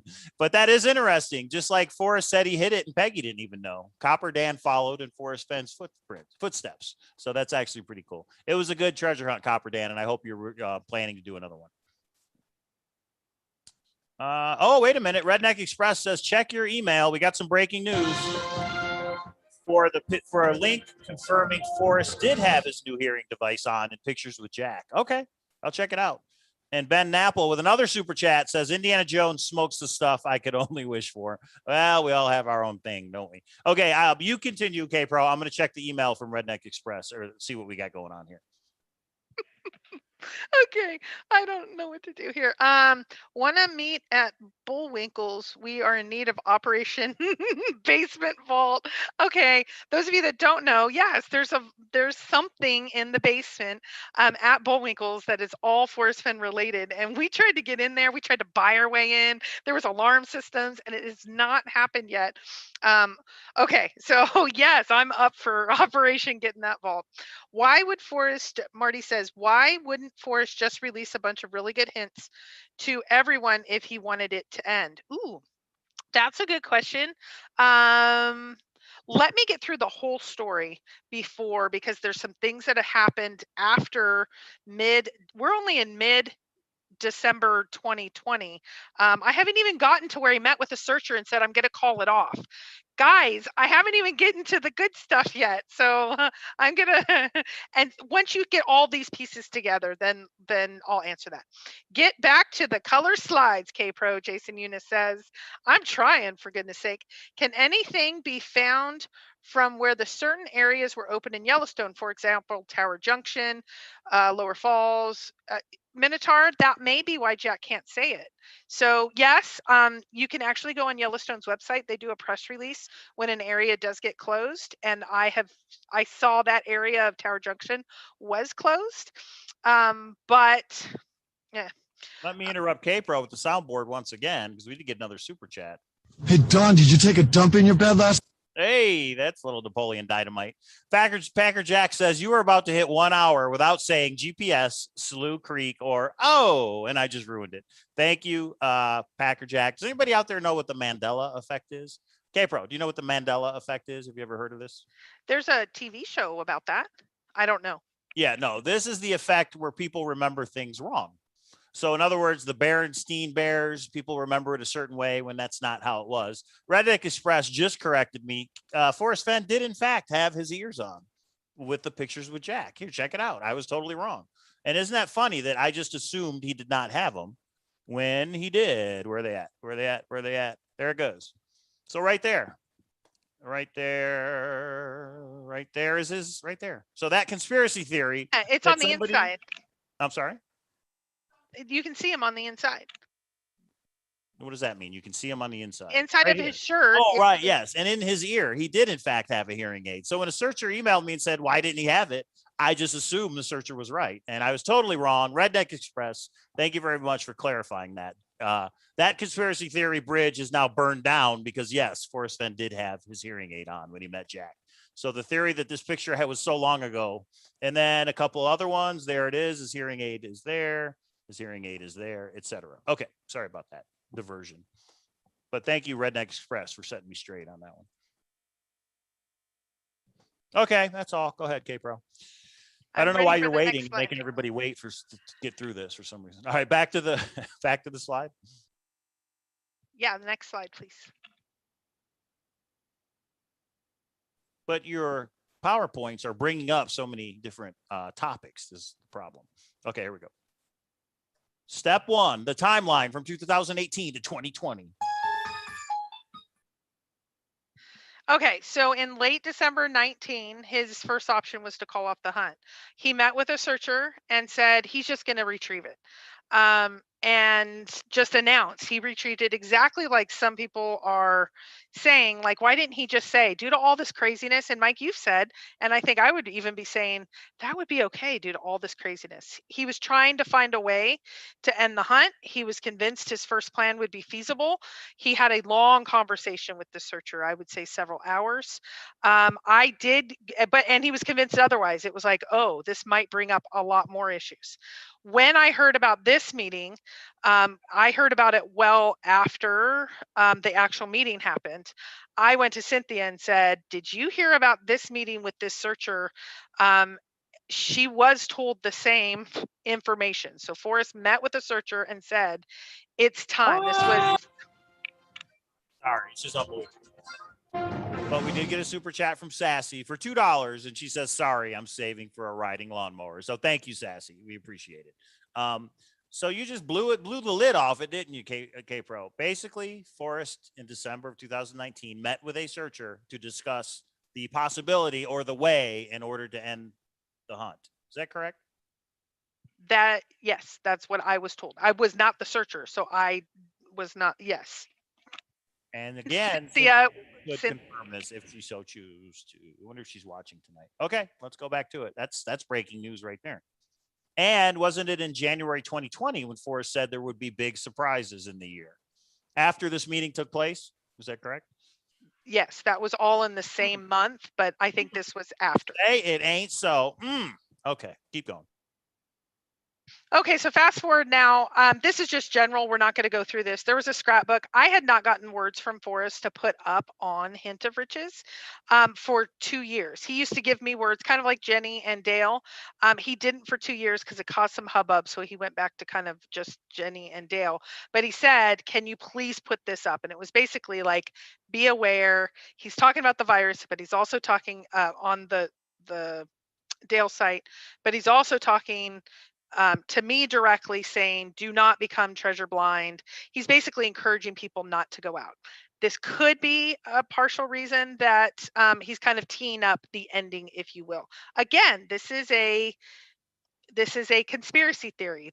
We don't have enough information to know otherwise. We haven't heard from Jack. I have the next piece is going to be the press releases by each of let's see, Shiloh has one, Forrest has one, Jack has several. I'm going to go into why I think this may be the case. Okay, 2 super chats. Thanks, guys. You're really going above and beyond this tonight, and we do appreciate it. Joshua Seldom Rich, who won our Chaseopoly giveaway, hope you've had a chance to play the game, says, just wanted to say that I love watching you both, and also I really need a soundboard right meow. Meow? Is that a little play on words he done there? All right, and Joshua was on the show when we had our panel about a week back. So thank you to Joshua. And Chasing Indy with the $4.99 super chat says, Fenn told me about the surprises when I was at his house in early July of 2019. Now, does that play along with the timeline of maybe he was thinking about ending it in July of 2019, or was it more toward the end of 2019? In your opinion? I think it's towards the end of. So okay. No, it wouldn't. So that's why this is just a theory. So if there's other things that debunk the theory, that's just the theory. And I did see, and I am going to respond to X Marks the Spot said, if Forrest had mental issues, why did you interview him? I never said mental issues. So I'm not sure where you got that, but somebody deleted it. And so that's okay too. Okay. Go ahead to let's go back to this next slide. All right. So yeah, and then go. Yeah, I know you just talked over it, but since I'm going through the chat, Forrest specifically said he wanted this put on Thor, wait until summer. And your theory is that he did that because he already had in his mind he was going to end it. And he didn't want people out there searching. Is that correct? Yeah, that was in March. But in March, he was also putting out about the virus. Maybe this one's a little bit of a stretch. Maybe he was just wanting people to slow down, wait. So, I mean, he did safety stuff every year. But this was, this was what was going out. Yeah. So we're talking the spring. Well, I hate to say it, but Forrest actually predicted the coronavirus, big surprises, and boom, we've got a big pandemic in 2020. That was kind of a joke, everybody. But you're right. I think that has to do with the pandemic, the coronavirus, more than anything else. So, okay. Okay, next slide. Okay, so this is another, I think, significant one for me, but I don't think it's new information. Smell the Sunshine had the meeting on June 6th with Forrest, the same day that the treasure was announced, the evening that it was found. The day that the hunt was called off. This is the day that Forrest told everybody. I mean, I remember it was a Saturday. It was playing poker. Everybody knew. There was an issue when Matt was visiting. Several searchers confirmed the meeting, and Matt openly discussed it, that he had a meeting. How it was presented to me is there was an explosion. 2 sources have told me that related to the mask, Matt not wearing the mask, and what happened during that meeting. Cynthia is willing to be one that said exactly that. And I just confirmed recently because Matt, I think, might be saying, it's not as big of a deal as it's being presented. Well, that's how I presented it to Forrest, and I already put it out in an email that Forrest and I had. So I confronted Forrest. I'm going to put that's in the next slide. But Forrest emailed everybody that Saturday evening that the treasure chest had been retrieved. So F was supposed to, if you guys remember, so basically now I'm just talking about June 6th. If you remember, he said he was going to put out with 3 media outlets, major media outlets. He scrapped this, I believe, if you believe this conspiracy theory, due to the issues of the urgency of all this that was happening. He put out to get it on Dow's and Thor ASAP. He emailed searchers and family. Nothing like F had originally planned or said.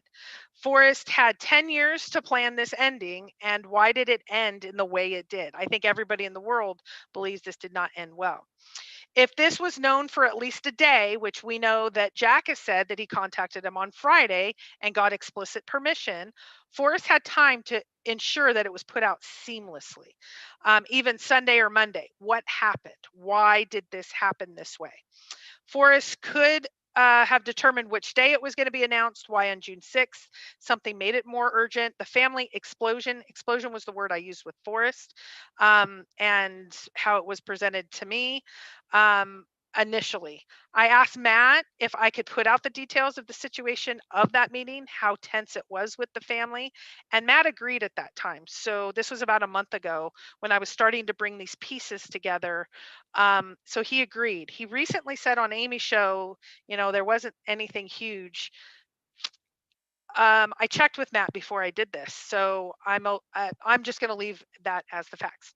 The family was unaware of the announcement and the ending of the chase, because we know that because Cynthia recently said on Amy's show, yeah, she was on the family Dorothy email, and one of the family members responded, "Is this real? What?"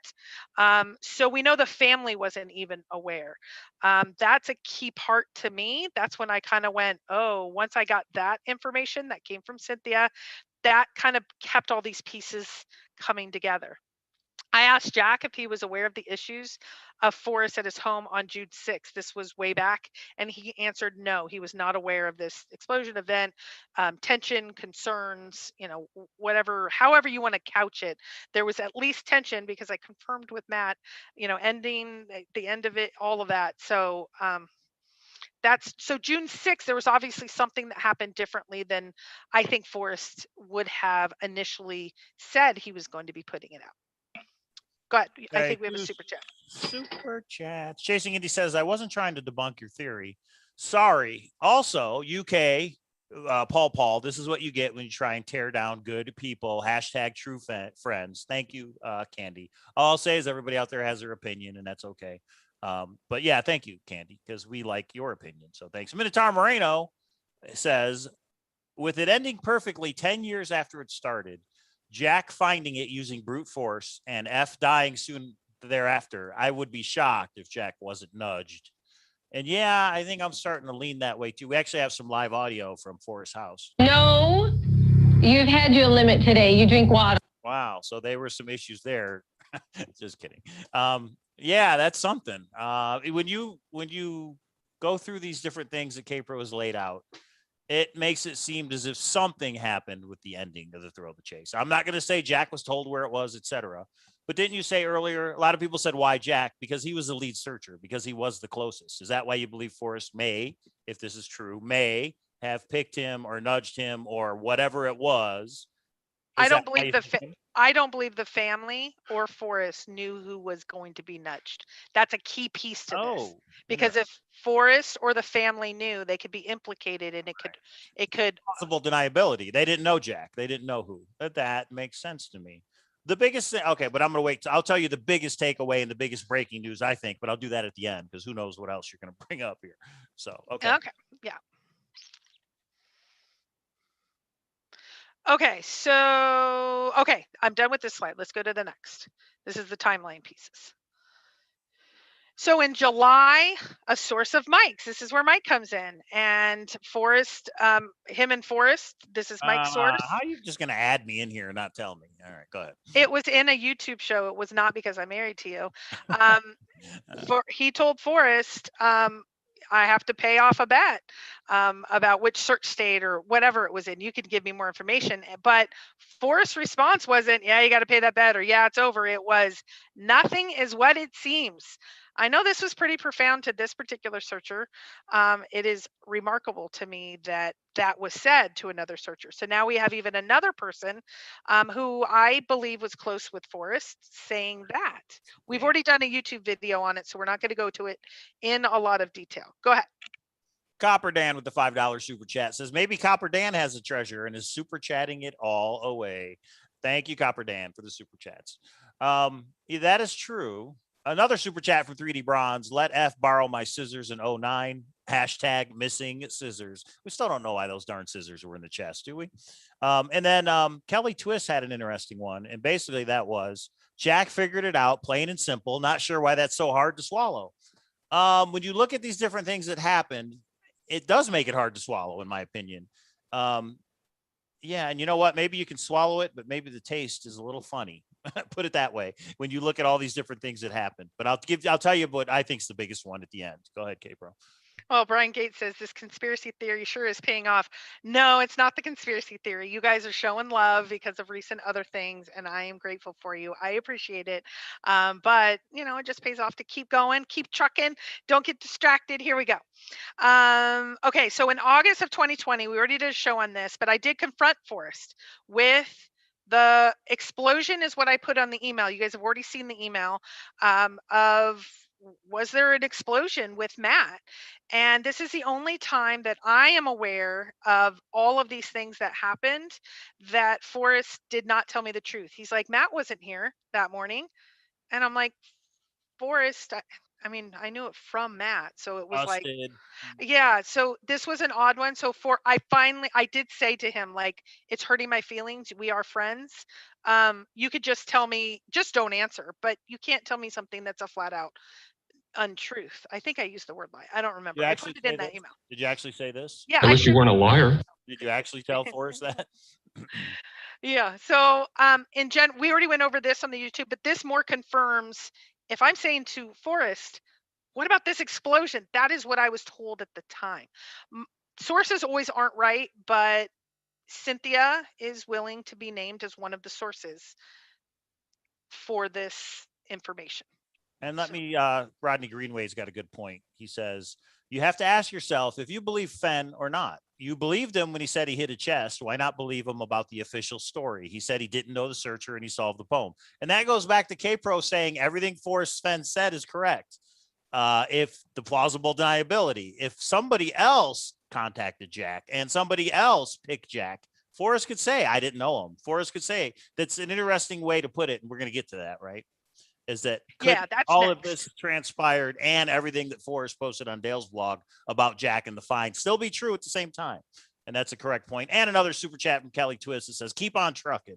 We are going to keep on trucking. This channel will keep on going, and we are going to keep talking about treasure hunts. I don't care what other people are doing. All right, go ahead, K-Pro. Yeah, and I'm trying to be very thoughtful on, I have a lot of guesses and things that I want to say off the cuff. I'm trying to keep very factual on, heard it from more than one person. I know I have Cynthia a lot here, but Cynthia is a really, really good resource for me. Sometimes I will ask her something and she will say, that's totally not true, or I don't believe that. She doesn't tell me something's not true. That so much of this, like the family intervention, was confirmed by Cynthia. It makes me believe that there's something more to it. Like the health issue thing, I think there's so many people that Forrest had conversations about that with. So I don't think that that's as up in the air. There's other things, but I'm trying to keep, like, you guys will call me out and say, like, name your sources. I mean, when I have somebody like Cynthia saying, yes, that meeting happened in December where Forrest said, I'm going to call off the hunt. I'm going to go pick it up, or I'm going to have family go and pick it up. That happened. And it's like I almost feel like if I hear it and go to Cynthia and she confirms it, it's more real that way, because she is very thoughtful about the things she confirms to me and doesn't. That she confirmed some of this is that's what really brought it together for me. Let me ask you this. Texas James says, why not just tell Cynthia or similar to retrieve the chest? In other words, somebody Forrest knew. And let me ask you this. If Cynthia believes any of this, do you think Cynthia is hurt or was hurt that Forrest didn't pick her to go get it and kind of end it, if that's what Forrest wanted to do, was end it? If you can, I don't know. I don't know. Like, I don't know enough. Cynthia, but if you know. Yeah, I don't know. I think maybe Forrest just wanted to be distanced from it. If he's distanced from it, then that's it. I don't know is the answer. Yeah, and that's really a question for Cynthia. I didn't mean to put K-Pro on the spot, but it's a good. Randy says, back. What did I miss in the last hour? Oh, Randy, there's so many bridges. You'll rewatch this. I think a lot of people are going to rewatch this one. And Mr. Craig Carter had a good point. If I can find it. Basically, it was, no, I can't find it. Basically, paraphrasing, it was something like Forrest said he hadn't talked to the searcher since 2018. And if somebody else talked to Jack, well, then that's true, right? Plausible deniability is what I think a big part of this is. Oh, now Wami Cheetah Hop says Cynthia wouldn't agree to it, in my opinion. That's interesting. Wouldn't agree. Wouldn't agree to the going to picking it up. If Forrest picked you, would you have retrieved it? Just to retrieve it and bring it back to him and say it's been retrieved and Forrest has it, or that I'm the finder. That's a good point, isn't it? That's a good point. To just say, get it back, and we're going to say I end it. If he would have gave you inside information to find it, and you, K-Pro, would have been the finder, would you have done it? Oh my God. Think about it. Forrest would never do that because too many of the known searchers, it would have been. I agree. Yeah. I agree. You would not pick any of the known YouTubers, because how could we keep it a secret? There's no way we could have. Well, just like Cynthia. Well, you and I were just having a related talk of, if I was given the solution right now to like stop YouTube, I couldn't do. I would want to give it to the community. I'm trying to give my honest, thoughtful opinions at this point.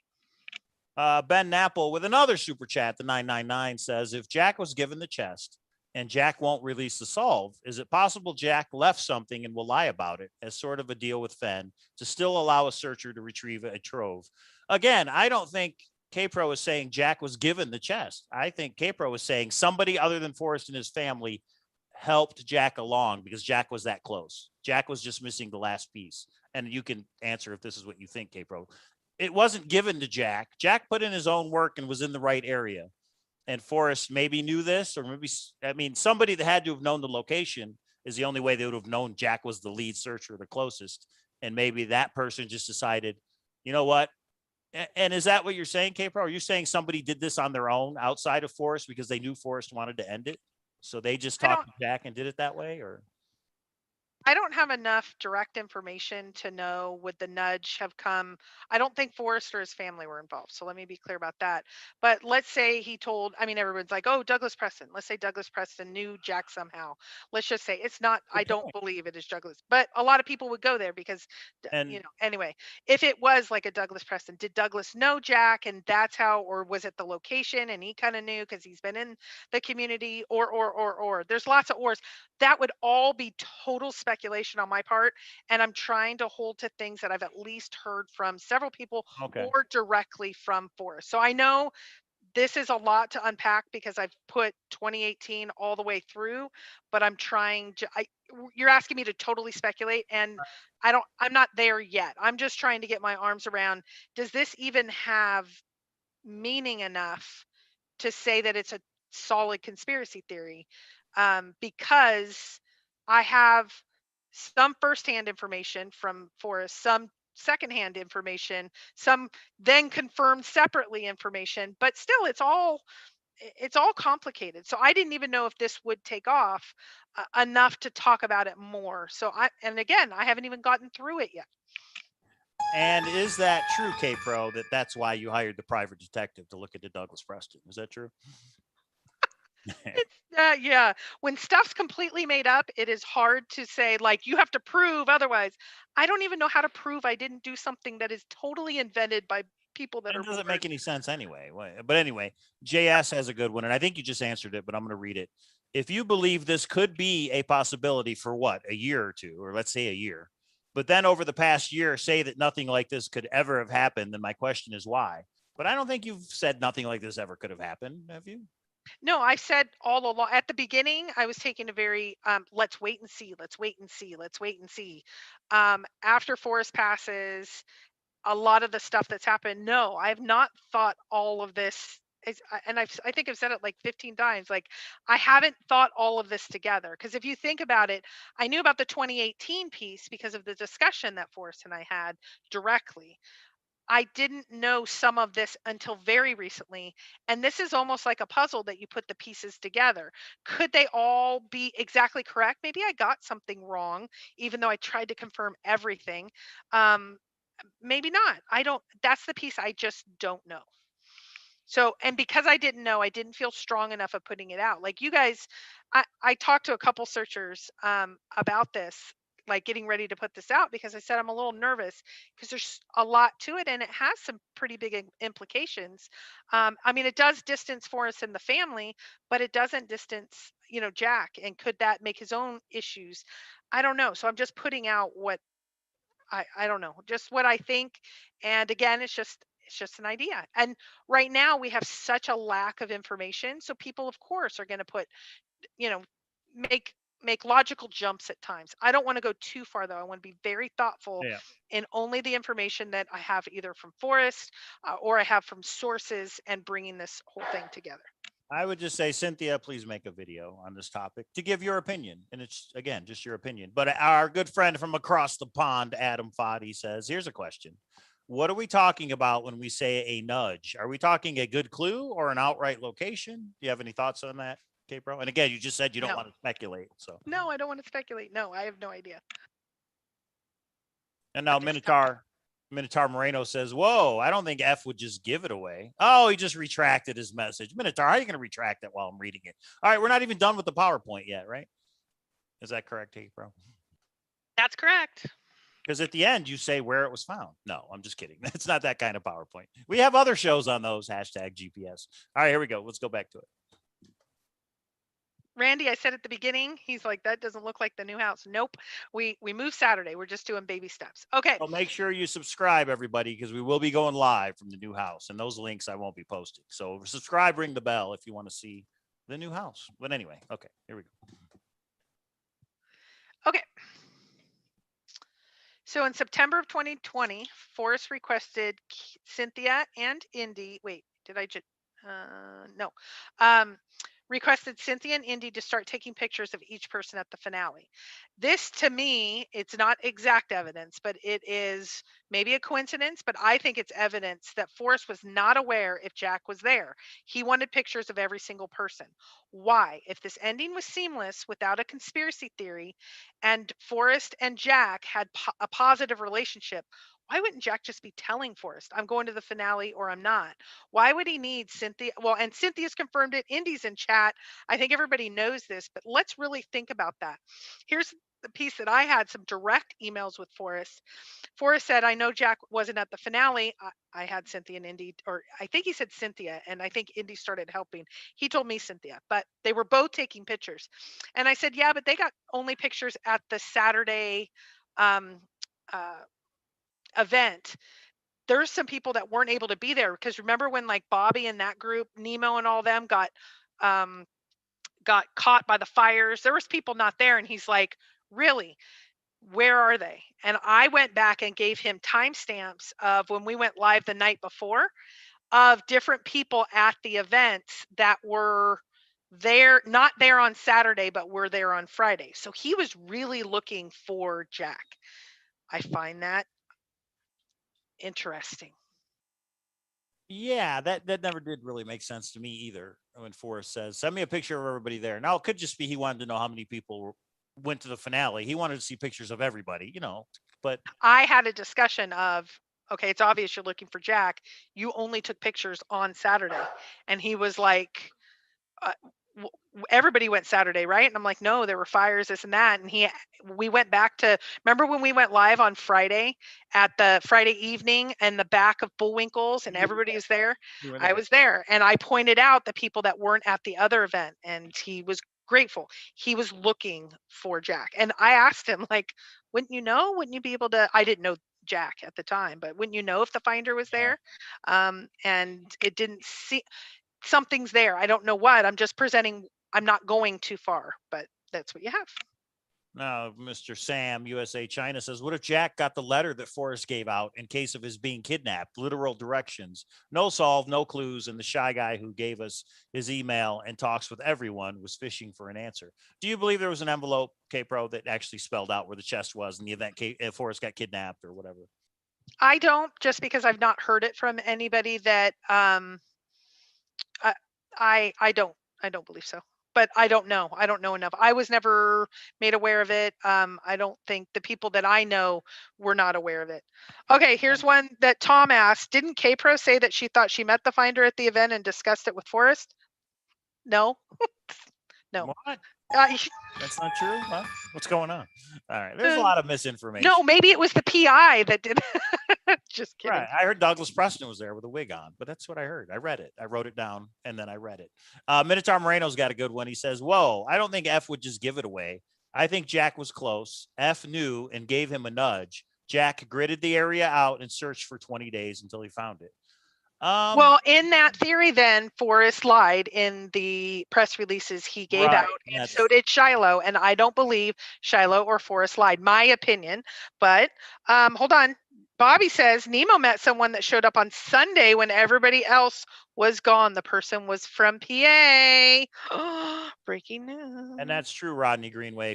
Forrest Fenn did say it isn't even written down. He did say that. So now here's the whole, and I know we're not done with the PowerPoint yet, right? But if Forrest was so shook, if he was so upset that if he passed away, his family was going to say it was a hoax, would he lie about the ending? That's kind of what it comes down to me. I think he had time. I think he had time, but that's just me. I don't know.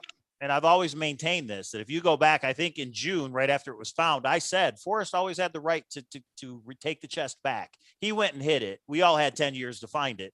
Forrest could have sent somebody to go retrieve it and say, sorry, everybody, it's over. I just don't think he should have lied about it. And did he lie about it? I don't know. My opinion is he didn't, because he knew things were legal. If you get caught in a lie, you can get to a lot of trouble. So I don't believe in this theory, and you guys are going to see the press releases next. No one has lied. Jack has not lied. Shiloh has not lied, and Forrest has not lied. In my opinion, and Dan Barbarosi wrote about it. So Dan, there's no one that's lying in this. If you walk this through the way that I'm attempting to in the next 4 hours. But we did get a super chat. Wami Cheetah Hop says, poll the chat room. Who believes Jack solved the location just a few weeks into his introduction to the chase? So if there's anybody out there who does believe that Jack solved it just a few weeks into the chase, like he said he did, just put a yes in the chat room. If you don't believe that Jack solved it within a few weeks into the chase, put no. And that's for Wami. Thank you for that super chat. And while people are doing that, let's go back to the PowerPoint. A lot of info in this one, everybody. This is it's pretty interesting. Okay, go to the next slide. So in September of 2020, the volume went down. I don't know why, Kate Bro. Go ahead. Okay. Forrest. Okay, September of 2020, Forrest agreed to a final interview with me on all questions related to the hunt, other than the solution and the final location. I asked Cynthia to film, and Mike can attest to being one of the sources of this, because I think Mike actually wanted to be the filmer, and I'm like, somebody has to be here with the kids, and I asked Cynthia to film this. Forrest knew, in my opinion, his time was limited. Forrest wanted to get more information out. This ending was not what he expected. He would not give me a full release like last time of just take it and go. I think he needed to be very thoughtful of how this was presented, much like the press releases, I think, that are worded. This is my opinion there, though, and I put in my opinion. Forrest had something he really wanted to say, and he had been patient. He told me to be patient for a little bit, and then he's like, it's time. This was right before the finale. But by the finale, he was ready. Mike was aware of the timing of the interview, and Cynthia can confirm that I did ask her to film at that time. Yes, I can confirm that. You were getting ready to go to Santa Fe right before he died. You kept telling me I need to make a trip out there. I'm going to sit down and do this interview with Forrest. I was supposed to get the camera ready and the mic and everything. Yeah, I can confirm that for sure before he died. Okay. So in September of 2020, when the article went out, I emailed Shiloh and asked him if the media article was legitimate and was this our finder?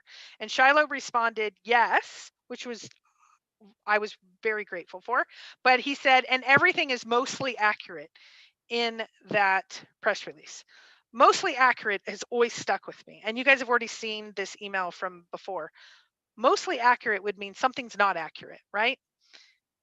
I don't know what is not accurate in there, but that's always stuck with me.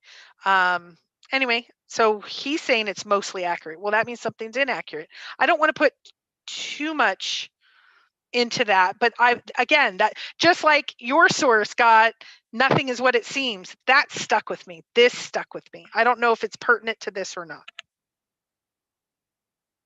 Okay, next slide, please.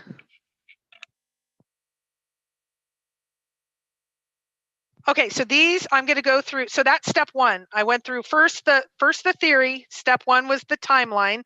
This is all the pieces around it. And again, this is just my opinion based on this information. And step 2 is, now let's go through the press releases, because you guys are questioning, like, are you saying Fenn's a liar? Are you saying that? No, I'm not. And I want you guys to be very mindful of the words. If you look at this theory would not make any of the press releases inaccurate. So let's go through them. Minotaur Moreno's got an interesting one. He says, there is no doubt in my mind F lied about the ending to make the story better. He literally did that exact thing for his entire life. And that goes back to the gallery owner and being a showman and a little bit of P.T. Barnum. And so, but did he outright lie? And if he did outright lie, would he do that to protect his family? But let's look at the articles. Indiana Jones, look, Lieutenant Dan got new legs. Thank you for that movie quote, Indiana Jones, with the $2 super chat, the 2-time. Okay. Yeah, let's look at the quotes, because if your theory, if the conspiracy theory is true and Jack was nudged by somebody other than Forrest, what I don't understand is how that would even happen. But look, again, let's say that happened. Let's just go down conspiracy theory bridge alley. Let's see what the quotes are from Dale and Forrest to see if it makes sense. No, right? on Dale's and media, Dale's, yeah, not by Dale. Well, I mean that they were on Dale's blog. I know, but you said Dale's. Yeah. Just that they were on Dale's blog. Okay. So when Forrest released on June 6th, and I'm highlighting, he said the treasure was found. I did not know the person who found it in big, bold letters. I believe that is the case with my theory. I congratulate thousands of people, etc. I think this is part of the reason that, now this is in my opinion, I think this is the reason he didn't congratulate. He didn't know him and he didn't congratulate him because at the end, I mean, I think a lot of people say that it's odd that he didn't congratulate the actual finder. But the big takeaway from Forrest press release, I did not know the person who found it. With this theory, that still holds. Yeah, the treasure chest had been found. I mean, that's true. Regardless, it doesn't say how it was found, just says the treasure has been found. Yeah, and I agree. Found under a canopy of stars, right? The other thing is that where I hid it more than 10 years ago. Now that means it was not moved, etc. So I agree with that. I did not know the person who found it. This is an interesting one because it's just like the thing with Toby on AGK. I never talked to Jack, and then people went through his shows and said he called into your show. Toby just didn't remember, and I think that could be the same thing with Forrest. When Jack says I called Forrest and had a 10-second phone call with him, Forrest isn't going to remember that, and Forrest probably didn't know that was Jack on the call at the time. So I don't think Forrest is lying when he says I didn't even know him, as some people. Right, I agree. I agree. Okay. And with this theory, that still holds. That's my point of this section. Is yeah. Now, okay. He does say the poem in my book led him to the precise spot. Would that be a lie if Jack was nudged? In my opinion, no. And we already know from Jack that the poem in the book did not lead him to the exact spot. He said, because of the broken blaze, I had to brute force it at the end. He didn't use that term, brute force, but close. And again, precise spot, hashtag GPS. The 9 clues are not precise. So it's interesting when Forrest said the poem led him precisely, to the precise spot. But anyway, okay, I congratulate thousands of people. Hope they will continue to be drawn. The search is over. Look for more information. Okay, I could see how all this could be true if somebody other than Forrest nudged Jack. I would agree that these are all true statements. Okay. Okay.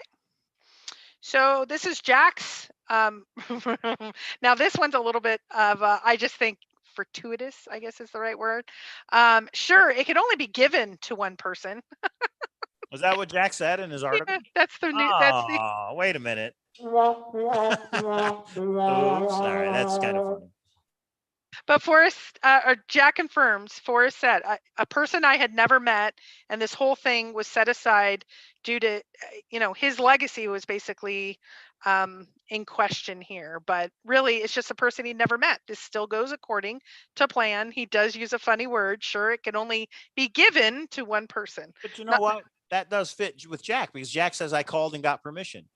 So it was given to him by Forrest. Forrest gave him permission to retrieve it, and he's the one who found it. In other words, it makes sense to me. I think he used the proper words there. And I think legally he wanted to use the proper words there, maybe for tax reasons, maybe for property, land ownership reasons. But he says this was given to me and I'm the one who found it. But, to me, that makes sense. Okay. A person he had never met. So that's the big one. Jack is saying, I never met Forrest before this. Now, what does that mean? In person? Does that mean? I don't think at all. It doesn't matter. Right. For my theory, it doesn't matter. Okay. Got it.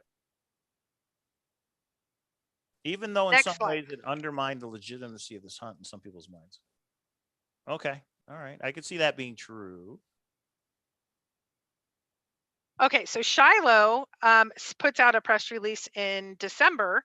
This was kind of the nicely orchestrated, everybody put it out at the same time. Jack found the treasure chest as a result of years of careful searching without any help from my grandfather, myself, or any other member of my family. That's interesting that he actually, wow, you're right. That's this.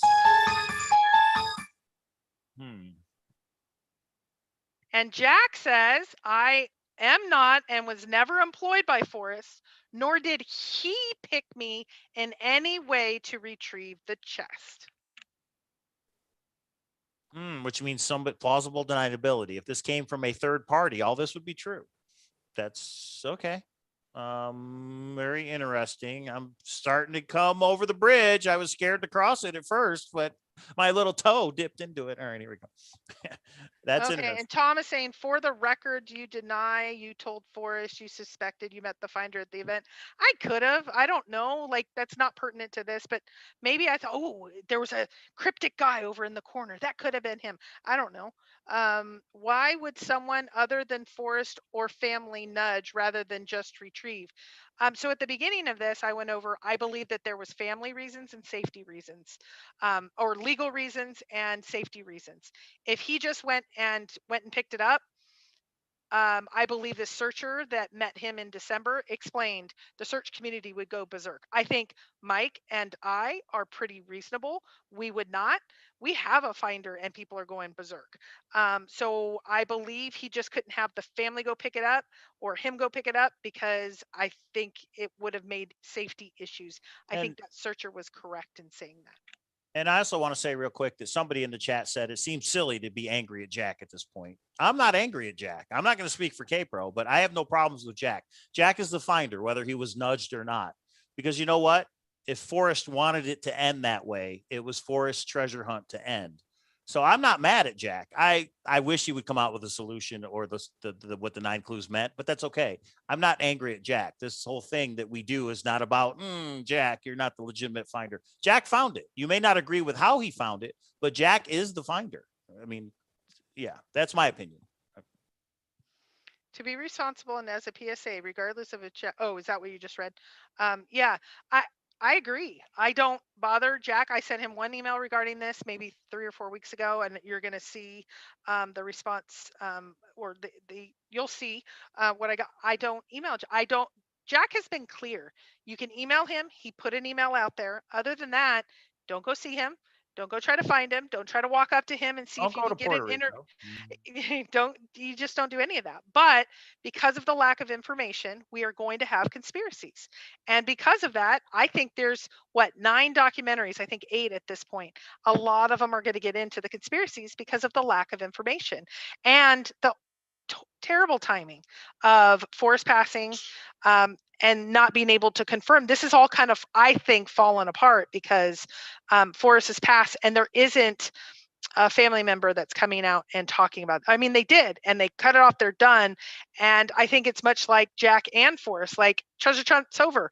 Well, it's not. And this is human behavior of if we don't have data, we're going to take logical leaps. At times, if we had data, we might take a different direction, but we're going with the best of intentions of how to do that. Okay.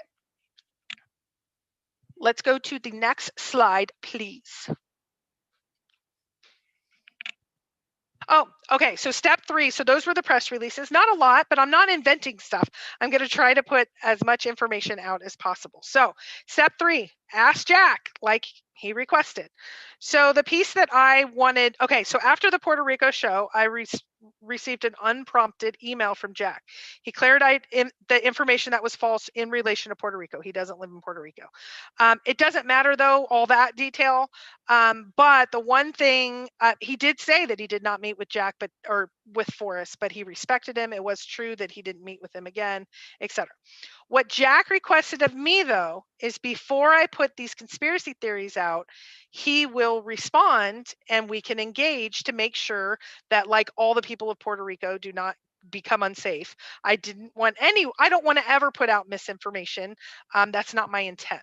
So therefore, I sent him an email because I was trying to honor his request. And I said, were you aware of the final interview that Forrest was scheduled with me, and I was willing to provide details? That was going to be step one. And then I was going to then go into the other pieces, because he did confirm already the one piece about June 6th, Matt being there, etc., that he didn't know about that. And Jack, though he requested me to do this, he did not respond. I wonder if Jack has never lied to anybody in an email. He just doesn't respond. I don't know that to be the case. I'm just wondering, because if somebody sends him the correct solve, he obviously is not going to confirm it. So would he just not respond, or would he have to lie and say, no, it's not correct, let it go? You know, well, I know, and to be fair to him, I know that a lot of searchers have said to me, I get a lot less responses and it takes a little bit longer, but there was a lot of people that still are getting responses because I get them almost every day. I don't know, but Jack specifically asked me to do something. When you specifically ask, like, I would, if he would have said to me, like, no, that wasn't, or something wasn't the case, I would have asked. He did get some time with Forrest. So I wonder what was discussed, what wasn't discussed. I would have done, I'm just trying to, even though this does put a conspiracy around Jack, I think the conspiracies are already there. I think this at least, I think I wanted Jack to get what he asked for out of me, because I think, like you guys have said, I'm a little bit different than the average searcher. We're going to have people watching this. I don't want to put anything purposely out that is misleading or inaccurate to what I have. That's why I try to check sources, etc. But he did not respond, and I won't even surmise why. I'm just stating the facts. I think the reason we can't know the solve is because one of us has it, not me, but someone. Okay. Say no to K-Pro? I know, crazy. Say no to the K-Pro, or crap pro, as some people say. Super chat from Chasing Indy. She says, DJ wants us all to end. He's salty. Hashtag female seeking cake buddy. Seriously, though, thank you, K-Pro, for finally crossing over to the conspiracy side. And for Candy, I'm going to play this just for you and K-Pro. These are ladies, and they shall be treated thusly with respect and dignity. That's right, everybody. I don't care if you disagree with K-Pro and Chasing Indy. You're going to treat them with respect and dignity. Hashtag never forget. Okay. Okay, so Milan says the letter that Fenn provided at the 2019 Searcher event in Wyoming, was this the last public thing Fenn gave us? The 2019 Searcher event in Wyoming, which one is that was Function in the Junction? No, Forrest gave Matt, Matt did the finale. He gave Matt, and he met with Matt. He gave Matt a letter to read. So I think the finale was the last time that we heard from Forrest. Oh, we got another super chat. Hey, Jason Eunice, how are you? Toby Song, if anybody doesn't know, from AGK. Moving Fund. I remember how open, pure, and adventurous this all felt in the beginning. This ending doesn't honor any of that. And the fact that we don't even get a solution after all the time we all put into this, it is a D punch. You know what that is, K-Pro, because I said the same thing trying to put together a bunk bed from IKEA today. Those people are evil. They can't use normal nuts and bolts.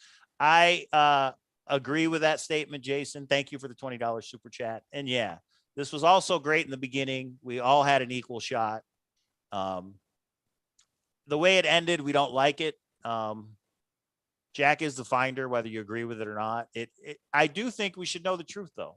I think we should know, was somebody nudged? And I know some people may go crazy if it comes out that that's the case or whatever, but that's a good point. Yeah, and that's right to know. Do we have? I actually like Charles Chapman's follow up, especially when Forrest originally was okay with the finder revealing the location. Something changed.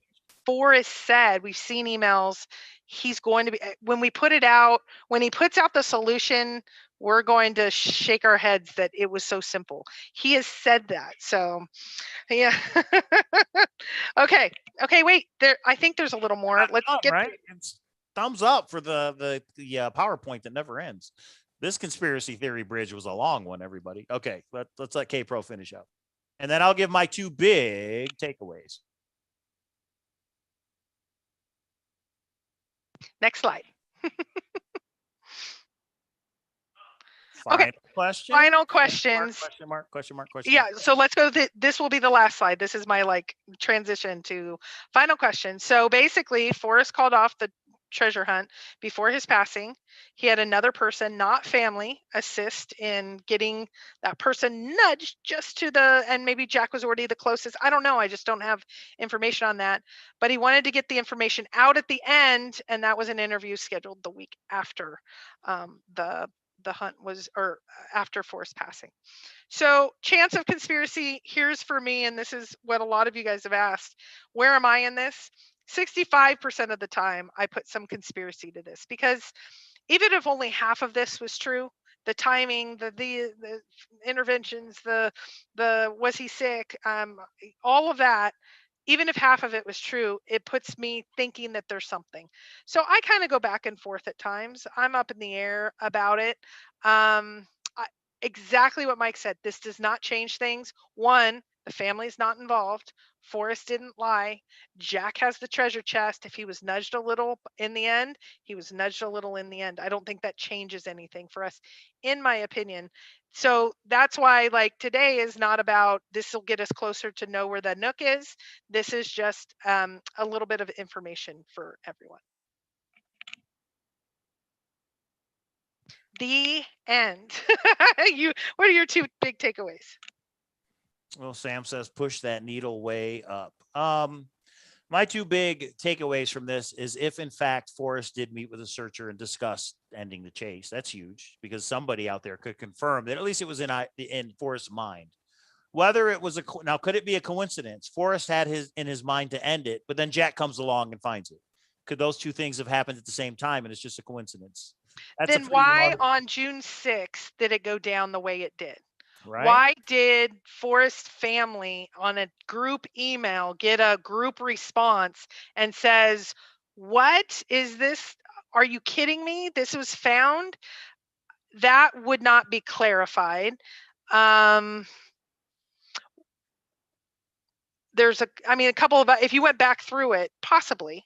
Okay, go ahead. Super chat from a new viewer, Ashley Power, with the $19.99 super chat says, since my boyfriend, Ben Napple, did this a bunch, I will too. New to the chase, but wanted to say, love you guys, hashtag future hunts.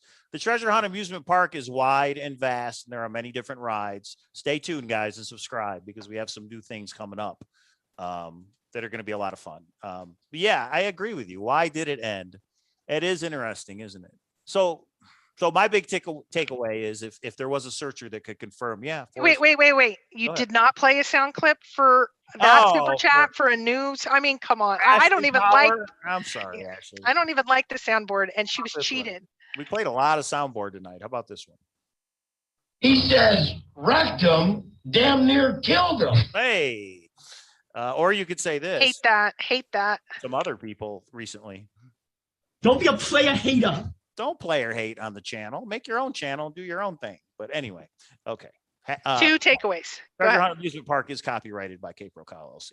Okay, I'm just kidding. I'm just kidding, everybody. Two takeaways. That if a searcher did have this conversation with Forrest, that's huge. In other words, it was definitely in Forrest's mind, right? That's a confirmer. If Cynthia would make a video and confirm some of the things that you said she can confirm if she so chooses, that's interesting. And the other thing that's really got me, the needle is really revving up, is when Shiloh says, my grandfather or my family, I forget the wording, my grandfather, my family, and myself were not involved. Why would he? Yeah, that just seems like, unless because of lawsuits, he just wanted to put that out there in the statement from the family. Well, I think his priority was the family. I could actually play devil's advocate. His priority was making sure the family's not involved. Everybody else, hey, because there was already why did Jack really out himself? He really didn't get outed. I mean, the family said we have to comply with the subpoena, but Jack could have filed a motion. Why didn't he do that? There's a lot of what ifs around that. All of this, you can see I'm nowhere near 100%. There's new information, and I actually had that on the slide, a disclaimer. If new information comes in, we'll say it. But right now, this is the information I have. And as you can see, when I went through those dates, I have either a source or someone that's willing to say that they're a source on everything, because it's just, I don't know. It's just, I don't know. And that wasn't the second big takeaway. The second big takeaway that also makes the needle go toward the red is that if his family said, you can end it, or the day you die, we're going to say it's a hoax. That's huge. To me, that would make Forrest want to end it. Not the deaths, not the kidnapping plot, not the crazy people, not the 50 to 100 emails a day from whoever. I think that because it's legacy. Forrest was concerned about his legacy and how he was remembered. And if his family was going to come out and ruin or taint, tarnish what And he there was did an or. It wasn't only hoax. It could have been just, it's over. It was retrieved already. But- there is a finder, and we can't say who it is because it was only with Forrest. It wasn't only that, from what I understand. Gotcha. But Yeah. but the possibility of a hoax, I think Forrest is like, ooh, maybe I do have to end this on my own terms. I know I don't have much time left. Like you said, I may not get through to the rest of the year. How do I do this? But how would it have went down that a third party, you think Forrest contacted a third party and just kind of said, this is what I'm thinking. You do what you got to do. Like, how is there plausible deniability if Forrest had a third party do something? Have you any thought? I know you don't know. Do you have any thoughts on that? Yeah, I think there's several people that knew, and we already know, like Jack has said, people that need, like other people have known. Like I got confirmed from someone that many people know the final location. For God's sake, Shannon knows the final location. Maybe Shannon nudged Jack. Oh, there's a kidding. conspiracy theory. So if Forrest needed to stay an arm's distance from it, I could see him taking someone he trusts and saying, I mean, it doesn't seem unreasonable saying, I don't want my family to be in the middle of all of this. So, I mean, they've wanted to distance for a while. Let's just, Douglas, and I don't think it's Douglas, so that's why I use him as an example, but he's very known in the community. Douglas, find somebody. And maybe Douglas knew Jack, because that Douglas interacted with Michael O'Connell and several others. Maybe he knew. So I think it's possible. Probable, possible. I don't know. Ragnar Arya, I like that name, says, Cowlazars, can you touch on when Jack went to Forrest Fenn's home for the BuzzFeed episode, and if he had access to photos of the chest and treasure while he was there? What BuzzFeed episode? Is there? What? Yeah, I don't know what the BuzzFeed episode. I didn't think Jack. Jack probably went to Forrest Fenn's house, but has he ever confirmed that? No, the BuzzFeed episode was a couple years back, and that wasn't Jack. Jack had never been to his home, from what I understand, and I believe him. He said he'd never met Forrest. He wasn't at his home. Well, I mean, he never said he wasn't at his home, but he said he never met Forrest. So I believe that he was never at his home. Gallatin Ghost peanut butter nudge. I like it. Could be the new Baskin Robbins flavor. Chasing Indy with yet another super chat. I'll give you a big hug the next time I see you, Chasing Indy. Final chance to support Operation Save Your Chat money. Please make the last chat a little cheeky in support of K-Pro and her bravery. I would agree with that. Thank you for that one. And then also Indiana Jones with the $2 says, but Lieutenant Dan, you ain't got no legs. We all know Forrest Fenn. Before we close here tonight, we're going on 2 hours. There's a couple things I want to get out. It's from the community. This is not from us. A searcher emailed me recently and said, Fergus T. Longacre with the $30 super chat says, good stuff. Thanks for continuing to share. And thank you guys. We appreciate it. I'll play a couple sound boards at the end. There's a searcher who reached out and said, why have you guys not asked the community who out there has left a fake blaze? Remember, Jack says somebody left a fake blaze. So this searcher says, I left a fake blaze, and I think he gave me the area. But in other words, how many of you searchers have left a fake blaze? Because that would never occur to me to do that. When I'm boots on the ground, I would never think to leave a fake blaze. If we could somehow narrow it down to a couple locations, that's an interesting thought. How many searchers? And if you're in the chat, wait, our first GPS source, he said he left. He left a fake blaze. That's true. Even showed us a picture. Right. Is there anybody watching right now? The 320 something people. Did you ever leave a fake blaze in your boots on the ground? Not the location, not what we it was. Just we did were you ever talking leave them? about this in another chat. I think it was Indies. I don't remember whose it was. And I know someone, and you know someone, but I don't have permission to share it. He thought it was in a big pile of rocks, like big pile of rocks. He spent the entire day moving the rocks like 100 feet away or 50 feet away or something. And he told me about it on his ride back because he was like, nobody's going to find it then. If that was I know where the real location was. He like moved the blaze and it wasn't feasible. It took him all day. And I was like, okay, interesting. So I know people did some shenanigans like that. He didn't want to, lose the spot. So anyway, that's my 2 cents. And Milan says, did they leave an elaborate fake blaze, not just a simple F? And then Chasing Indy says the blaze wasn't fake, in my opinion. But you didn't give a super chat, so I'm not going to read it. No, I'm just kidding. I'm just kidding, everybody. But that is interesting. How many searchers out there left a fake blaze? And now that it's over, do you want to say we could do a show just on fake blazes? What did you leave and where and why? That would be interesting to me for the community. Okay, there's that one. The other one is there's this new book out called The Quill of the Chase. Here, I'm going to show you guys this. This is on Amazon, and this is from a searcher. It's poetry. Apparently, this searcher used to be on Dale's blog and he used to do poetry about different things related that were chase related. The Quill of the Chase by James Bynum.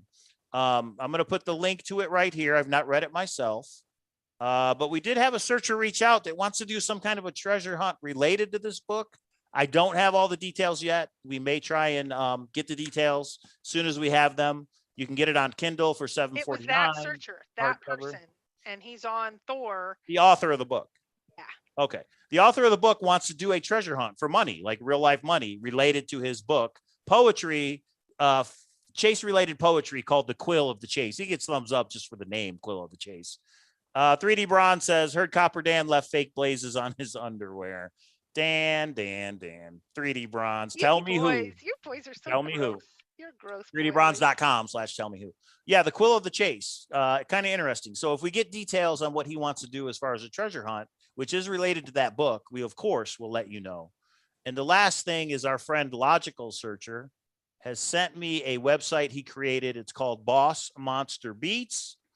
It's where you can use download and use music copyright free, royalty free. You're allowed to use them in your YouTube videos. You're allowed to use them in whatever production you have. So check out bossmonsterbeats.com. So those are just a couple things that people have emailed us over the last little while. I have not been up on my emails because we have been going to the new house. We've been moving so many times. And right now I'm going to play you a video we took by the pool. No, just kidding. I was just trying to see if K-Pro's listening or not. No, there's so much coming at me right now. I bet. I mean, this was the biggest conspiracy theory bridge of all time.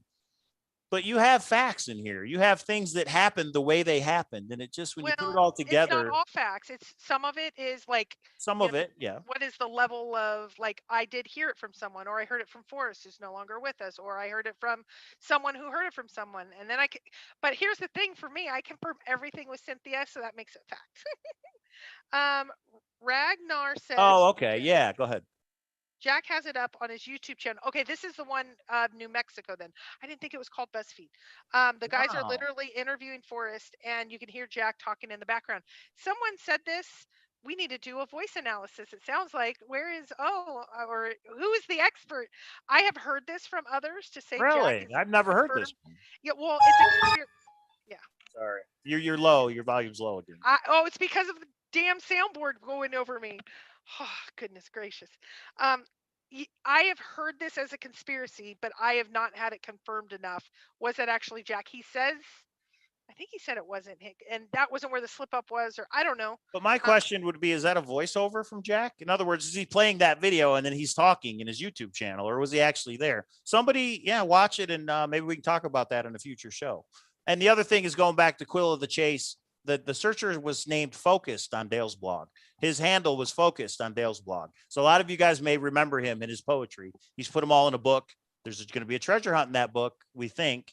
Quill of the Chase on Amazon. Check it out if you want to. Yeah, interesting. What if Jack was there in the house? That's crazy. How can that be, right? I don't think it to be the case, but if we get enough information, we can come back to you all with that. So my audio is gone. Does that mean I need to give up for the night? This has been, I'm glad you guys had so many questions. I just didn't, I expected it to go more smoothly. Yeah, this one's been interesting for sure. I'm glad you came out with it, K-Bro, because many of you have talked about this a little bit. Even the night it was found, you said there was an explosion with the family. What is going on? You brought this up. This is nothing new. It's just K-Pro wanted to wait till she had a bunch of things lined up before she presented it. So it's interesting for sure. And it you know what? We put out the info. You guys do with it what you want. You guys think about it, digest it, try and confirm some of it. I don't think Jack's going to confirm. There's nothing that we do with it other than we are waiting at this point with the family not coming forward with anything more, which I understand. Jack not coming forward with any more. We're going to have conspiracy theories.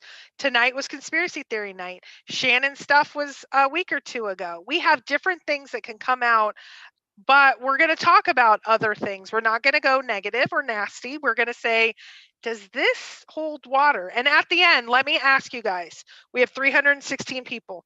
Give me a yes if this seems possible or plausible to you. Give me a no if you're like, no, not, I mean, you either haven't confirmed it enough or we don't believe it or nope. So give me a yes or a no, whether this is plausible. Because this was pretty big for me because I've had pieces of it. I've been a little nervous of just presenting this. So because some people are going to take it negative that you hate Forrest, that this is horrible that you would ever say. But to me, the two biggest things were if Forrest met with a searcher to discuss it, that's proof it was in his mind and he was thinking about it. And if his family actually, there's no way to prove this one, but if his family actually told him, like an ultimatum, you end this, or these two things are going to happen after you're gone. Those things are huge. Milan says maybe Fenn was not who we thought he was. Sound familiar? More conspiracy theory stuff. True. And Sam says, yes, holy crapola, definitely yes. Wow, what's up, Sam? Tell Janet. Wow, there's a lot of yeses. Okay. That's the needle is moving toward the conspiracy theory bridge. Now, a lot of people, if you're thinking this right here. I feel like I bought a ticket to a train wreck. You're entitled to your opinion. That's okay. But we know a lot of us had a lot invested in the thrill of the chase over the 10 years. Some of us not so much. Some of us a lot more than others. And we're going to talk about it. You don't just say treasure was found. Oh, well, I guess I'll just go on to the Beacon Star. It doesn't work that way. You want to know. It's human nature to ask questions and then put things together. You put 2 and 2 together and you go, wait a minute. June 6th is a postmark in the book and it was found on June 6th. You know what I mean? There's different things you're going to, and then with the way they went down, we have a source on the GPS. We have a source, Mr. F off. We have a source in Odious Soul that says this, and this happened. And all these things, we're trying to piece it together. It's like that big ball of string that Forrest had. Every one of these little things is a new string. Or maybe it's really Nudgegate. Adam just named this. This is Nudgegate. Maybe it's more like the watermelon. You put a rubber band on and a rubber band until finally it just explodes. So, but you know what? When it does explode, we'll be here and we'll go live and we'll give everybody the info. June 5th, Milan says. Okay, whatever the postmark is. There is somebody out there called the Lead Wolverine, a YouTube channel, and they did an interesting thing about the postmarks. Now, their theory was that on the anniversary this year, Forrest is alive and he comes back. I'm not going there, but he did have an interesting thing on coincidences with the postmarks. And when you look at it, it's just interesting how things have transpired with these dates. That's for sure.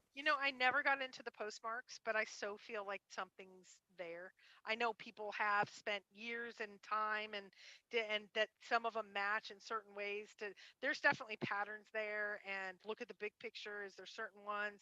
The one of Yellowstone, all of that. Gosh, it seems, it sure does seem like something. I don't know, though. I don't know. Thumbs up for Suzanne Summers, anyone?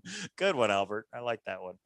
Thumbs up for Suzanne Summers being a friend of Forrest, I guess. Why was Ohio taken out of the search area? Why was Utah taken out of the search area? Probably because the chest wasn't in those 2 locations. But I understand your point is why did he tell us those 2? There's a lot of why. K-Pro is getting quieter and quieter. It's true. Volume, yeah. I actually do it on the soundboard to let her know the show needs to end. Randy Pischel, I'm kidding. Randy Pischel says, I think there's a 60% chance of a 50% chance. 78% of statistics are made up. I think you guys all know that.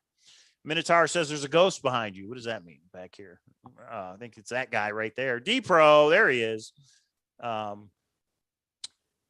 Oh, Shiloh Old is in the chat room, everybody. He says there was no family intervention. Okay. And family intervention, meaning I think he means the family didn't give Forrest an ultimatum is what I would think that would mean. We don't know if that's the real Shiloh, but if it is, you know what? Reach out, Shiloh. Email me or K-Pro and tell us. That didn't happen. That's not true. Yeah, I would believe it. And then Shiloh Old says too, there was no serious health issues. Well, I think we know that's not true. So, you know what I mean? But again, if you want to make a statement or you want to talk to searchers, this could be an outlet for you to do that, Shiloh. If that's you, if that's your real name. Yeah, if that's you. But anybody can make a YouTube channel, people. Yeah, well, and if that's the case, I would love to circle back with the people. Like in this case, Cynthia is a huge supporter of the family and has confirmed both of these things. So it would be interesting to know why there's a discrepancy. Yeah. So okay.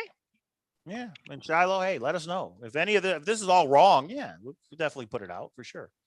Steve Klein says that's not Shiloh, but Shiloh says it is me. So I don't know if Shiloh would be watching, and even if he was, I don't think he'd be posting in the chat because I don't. Okay, wait. He's saying he did email. Check your email. I do not have an email from him. I'm looking right now. Do you? No. All right. Well, then you know what, Shiloh, if that's you and you have a statement. Wait. We've had Jack email me. We've had lots of Jacks email me. We know Shiloh's email, so we need to verify this, everybody. So when we go live next. Yes, that is the email. That is the correct email. But Shiloh, I appreciate that. If we're putting out any false information, I definitely want it corrected. And again, everybody, this is all our opinion. And again, I'm not angry at Jack for finding the treasure chest. Even if anything we said tonight is true, I'm not angry at Jack and I'm not angry at Forrest Fenn's family. I would say thank you to Forrest Fenn's family for putting up with all the drama that they went through over the 10 years and dealing with it the way they did, because I definitely understand it. And Shiloh says it's wrong. So okay, I'll read you the email that he sent me. And this is from the same email when we did the tribute. I sent him the tribute and others. So I believe at this point, this is Shiloh. This is as breaking news as it gets. This came in at 7:59, so about an hour in. It says, number one, there was no, quote, family intervention. Number two, there were no serious health issues. I have no idea where you're getting that information from, but it's absolutely incorrect. Okay. Well, maybe serious health issues. There's a distinction. I don't know. I never heard from Forrest directly. So, well, thank you for clarification, I guess, Shiloh. We do appreciate it. And, you know, we are still interested in how things went down. And, yeah. Yeah. And I think it's really good when either the family or Jack can help steer us in the directions of the correct information. So I appreciate that piece. I do have to do a little discussion then, because I have not ever known Cynthia to confirm something that wasn't the case, let alone others. And I only say Cynthia because Cynthia was open to being named as a source here. So I find all of it. Nobody's going down. I'm telling you that right now. Cynthia, there's no way Cynthia would do that. Maybe Cynthia was given misinformation as well. I don't know. We're going to have, I lived with him. Who do you believe? Oh, absolutely. Shiloh, I absolutely believe you. There's no doubt. But there has to be a logical explanation. This is literally unfolding before our eyes. So we just got a $50 super chat from BG. No comment, just a $50 super chat. So thank you. I will say this. What's the movie we just watched last night, K-Pro? Secondhand Lions? Secondhand Lions. Yeah. I thought of you, Shiloh. I don't know if you've seen the movie Secondhand Lions, but a little boy goes to live with his two uncles, and it's like a treasure hunt thing, and they're crazy and adventurous. And for you to be the grandson of Forrest Fenn, I mean, how awesome is that? You, Shiloh, should write a book. Nothing to do with the treasure hunt, just about Forrest Fenn and what he did. I know Forrest wrote a bunch of books, but from your perspective, it would be awesome. So thank you for weighing in. And the K-Pro doesn't check her emails. I'm going to have a word with her. No. It was during the show. You know how many emails I get. I don't know what was happening. But when he said, I did email you, or I looked at the email and then I hit all the emails. So I confirmed that it wasn't, because we've gotten Jack emails that weren't Jack, and then Jack emailed. Yeah. So I think it's great. I'd love to hear more. I'd love to hear I don't know. I didn't know you were engaged. And I I know think you it. watched, to tell you the truth. Yeah. Yeah. I will say this. Minotaur says, damn, Shiloh just dropped the mic. And he did. He corrected it. No, we are not. Are you calling me crazy? Why would Shiloh? I think maybe somebody in chat. Oh, in chat. Oh, okay. Yeah. Shiloh, you know the deal with searchers. Some people are not going to believe anything you try and tell them. So anyway, I will just say this. I tried to chat more. I had trouble. All right. Well, thank you for the super chat, BG. If This there's is something you got to say, This put is it an in here. interesting Breaking night, news, guys. everybody, that Shiloh weighed in. And I could see why he would want to weigh in. I think he would want to know that his family would not do that to Forrest. That wouldn't give him an ultimatum like that. So you know what? I went to super chat more, but having trouble. Oh, he went to super chat more, but having trouble. Okay. Well, thank you, BG. I will say this. It gives credence, in my opinion, that Jack is the true finder only because he was a searcher before he found it. He called into AGK. We've shown that and proved it. He had his email of Jack and those numbers before he found the treasure chest. I think Jack, it's very possible that, like somebody said, Jack just happened to find it. He caught the slip up. He figured out what the clues meant. He got past the fake blaze. He searched he found the damaged blaze, and he just found it. And everybody, that's just kind of what it is. Tony Rusi says, I already have Shiloh's book pre-ordered. That's funny. Yeah, I could see that that's the way it worked out. This other stuff that was presented in K-Pro's PowerPoint that I now have to distance myself from, I will say those could be coincidences. And when you get a lot of secondhand information, it's a game of telephone. Things can change a little bit. But I would like to hear Cynthia's opinion, because we know Cynthia knew Forrest probably better than anybody, in my opinion. But you know what? She didn't know him better than Shiloh. So I will say that. And if Shiloh wants to correct the record, then Shiloh, you're always welcome on here, whether it's in chat or on a phone call or an email or whatever, to correct the record. You know, there has to be so many moving parts to this. And I think with the search community eager to discuss, I think all pieces of that comes into play. And I think it's, I really respect Shiloh. I did check my email, so he just jumps into chat. Good for Shiloh. I mean, I think it says, hey, K-Bro, check your email. Hello. yeah, wow. Yeah, that's amazing. So, wow, thanks for correcting the record, because for me, there is no question that Shiloh is going to tell the truth on those two things. And so if they come from reliable sources, what is the explanation? I want to go and figure out, because there are so many shenanigans, and I do not believe Shiloh is a shenanigan person in this. We know what the family's been through. So now it's working backwards. And just like the GPS solve, when we had, we call him Source Turd now, there was a lot of things that came to light, but at the beginning, we sure did believe that source. So now there's pieces. I would be really fascinated to know if you knew about the meeting in late December with the searcher to call off the hunt, because if that's interesting. That would be, if you could confirm or deny that piece, that would be, I think, pretty significant, because that was one of the linchpins for me to kind of put into light. There might be something more to this. But does that mean that Jack's not the person that owns the treasure chest, et cetera? No. But Shiloh, again. And Shiloh in the chat, in case anybody missed it, just says, I'm trying to correct the record. Believe me or not, it's kind of that simple. All this comes down to Forrest is gone, so he cannot correct the record. And there's BG with the $100 super chat. Thank you, BG. But it comes down to Forrest is no longer with us, unfortunately. Forrest meant a lot to all of us. Aside, the treasure hunt made us get to know Forrest, but a lot of us felt he was a friend. And a lot of us talked to him to think about things other than the treasure hunt. And the treasure hunt. And I want to put to rest, Davia, there's no question. What Shiloh put in the chat was exactly what he emailed me. And I confirmed the email was the same email of previous conversations. So I know that is Shiloh. Well, I don't know anything these days, but I believe that is actually absolutely Shiloh. Chasing Indy says, sorry, Shiloh, no disrespect. I think the conspiracy bridge has just fallen down the canyon. And I would agree with that. Shiloh, if you set the record straight, then the record is set. I mean, I can't go against you. You're Forrest Fenn's family. Well, no shenanigans, Shiloh from 3D Bronze. Yeah. Real quick, I don't think, unless you guys read something I didn't, I don't think Shiloh said this conspiracy is completely groundless. I think he said two specific things.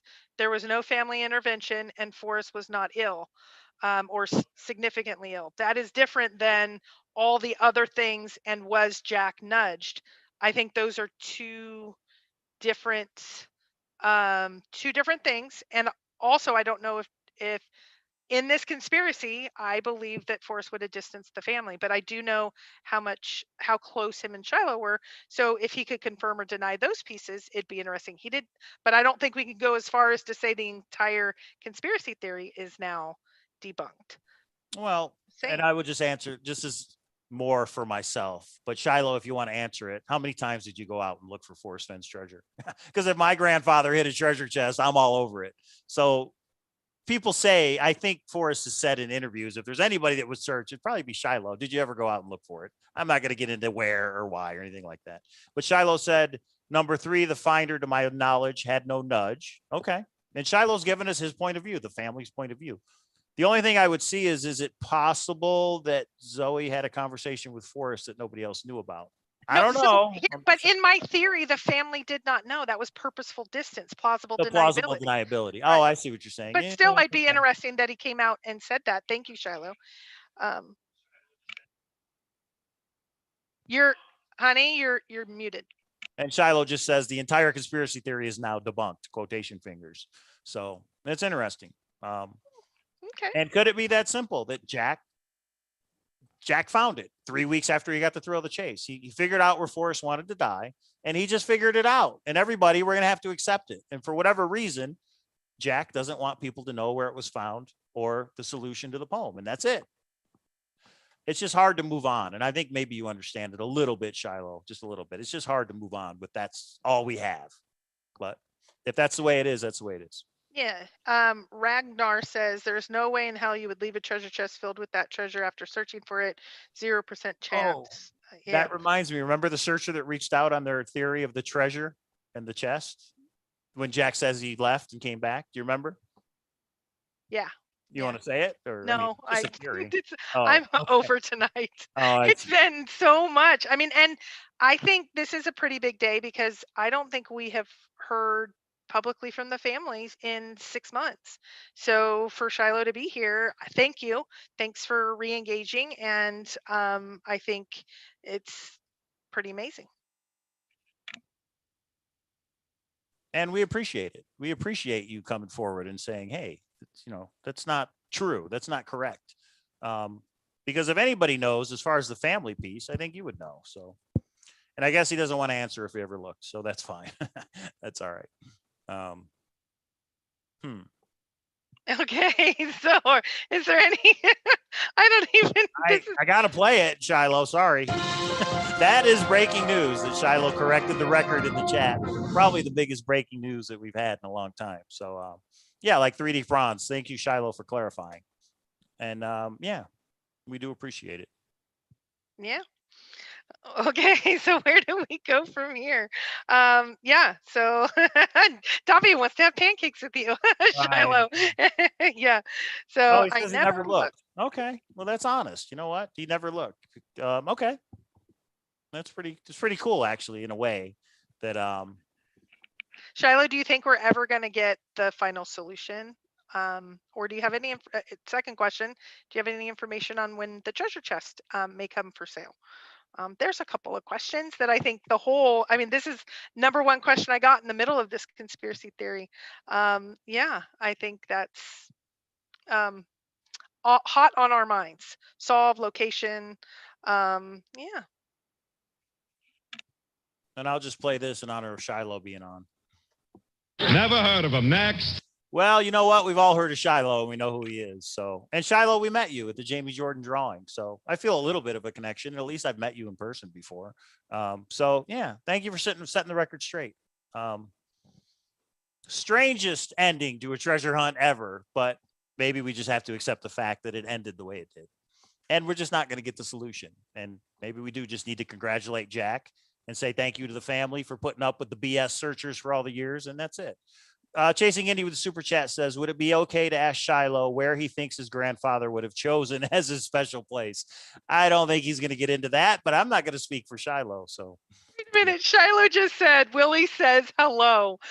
This is like pinch, this is strangest night. I Shiloh, gotta thank say, you it's for not being- Shiloh. In my opinion, I gotta say, I don't know. I'm not convinced it might not be fully. I don't know. I don't know though. Oh, that's true though. Willie is still around, isn't he? So yeah. Well, that's cool, and that's okay.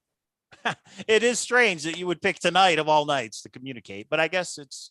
He says it's not strange. Somebody found it. Yeah. So as far as the family's concerned, and I can see that, it's like he put out the treasure chest. He wrote the clues. Somebody found it. What's so strange about that? We all knew it was going to be found eventually, and somebody found it. So what I'm going to tell you, Mike, is that we purchased books. yeah, I understand we have his email. Okay. I get it. I get it. So Shiloh, you could email me to prove it. Just say it's me. Just email me, and then I'll know it's you. But that I forgot about Willie. That's cool. Okay, okay, I have a question. Where is Jackie O's brandy bottle? That's what I want to know. Because it was just like, I got to drink out of it. So many searchers got to drink out of it. It's just a cool thing. So that's all. Yeah. Well, Wow. what an interesting night this has been. So yeah, what an interesting night indeed.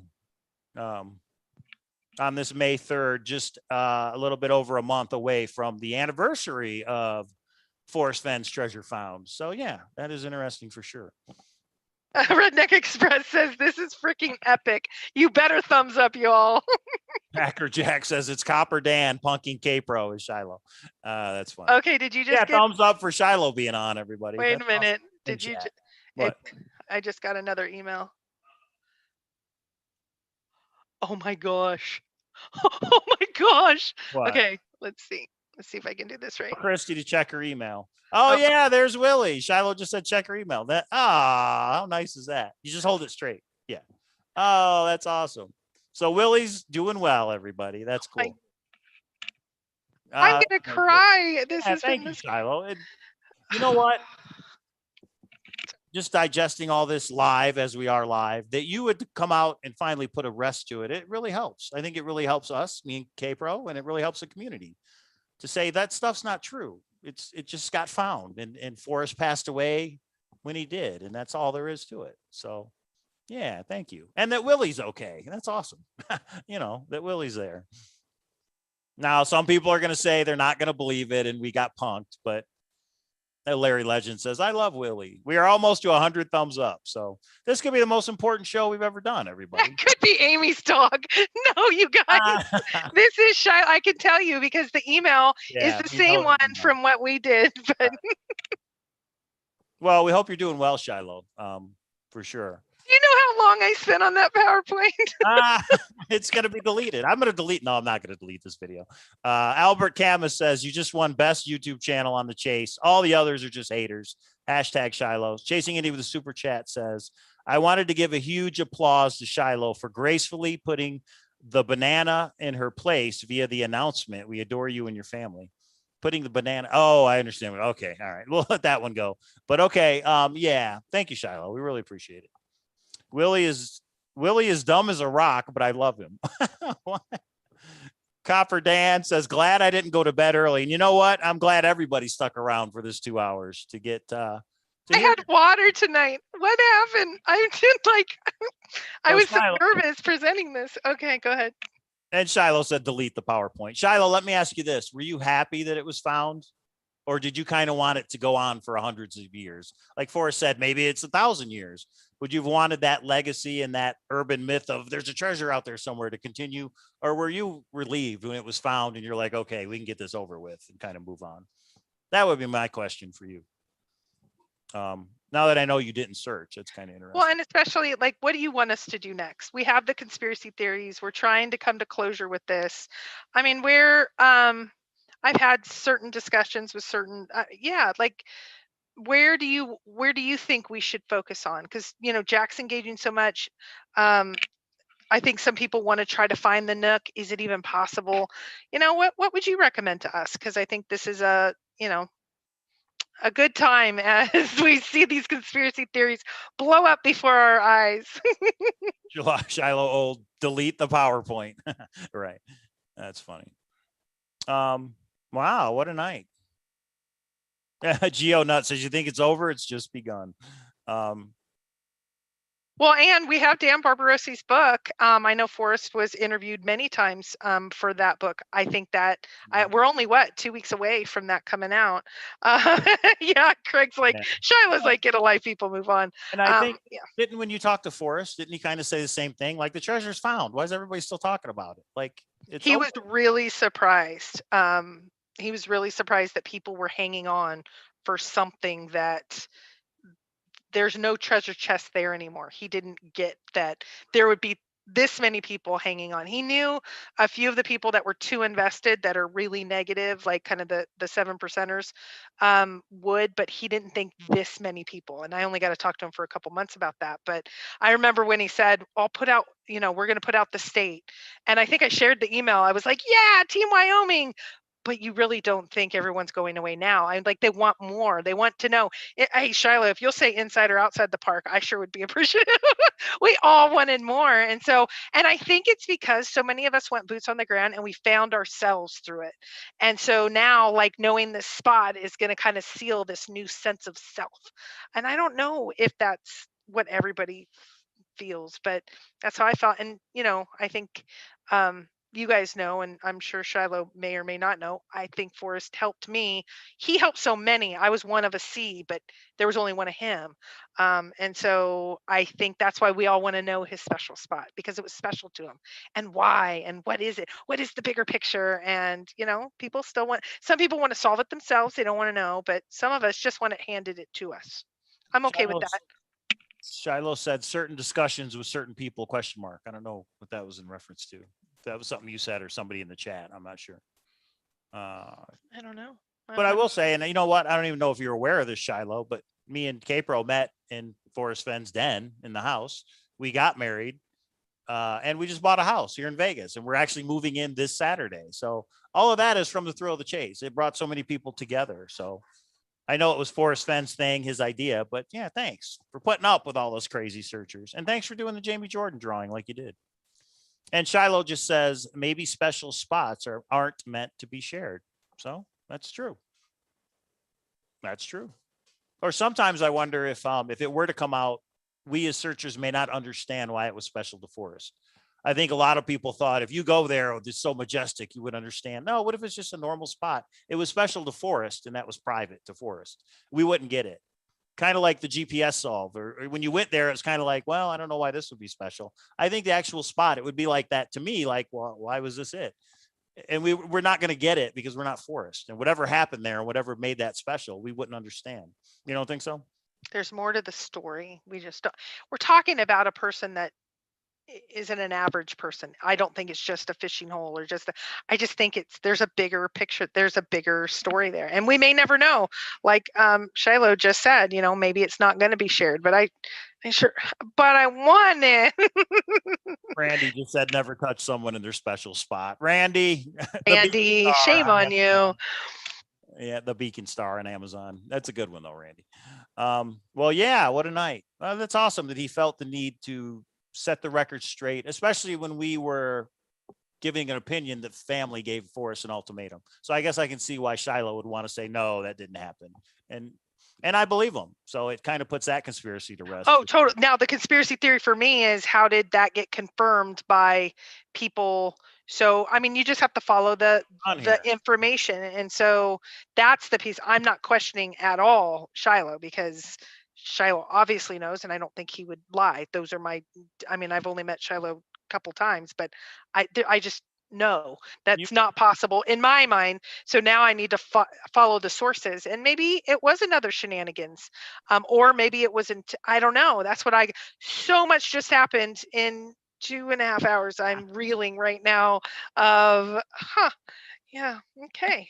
Chasing Indy with the super chat says, with all due respect, the book and poem were created to share that special spot. Are we still not allowed to go looking? I wasn't in it for the gold.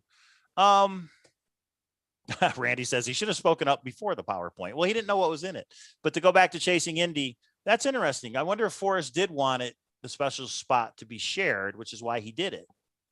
That's a good point. I don't know. I can't answer that because I'm not Forrest. But now, of course, everybody wants to know, did you know the spot, Shiloh, or do you know it now? I don't know if you're going to answer that, but And somebody's asking if Shiloh is the one that took the pictures of Jack and Forrest with the treasure chest. That's interesting. It seems logical because I know Shiloh drove his grandfather around a lot.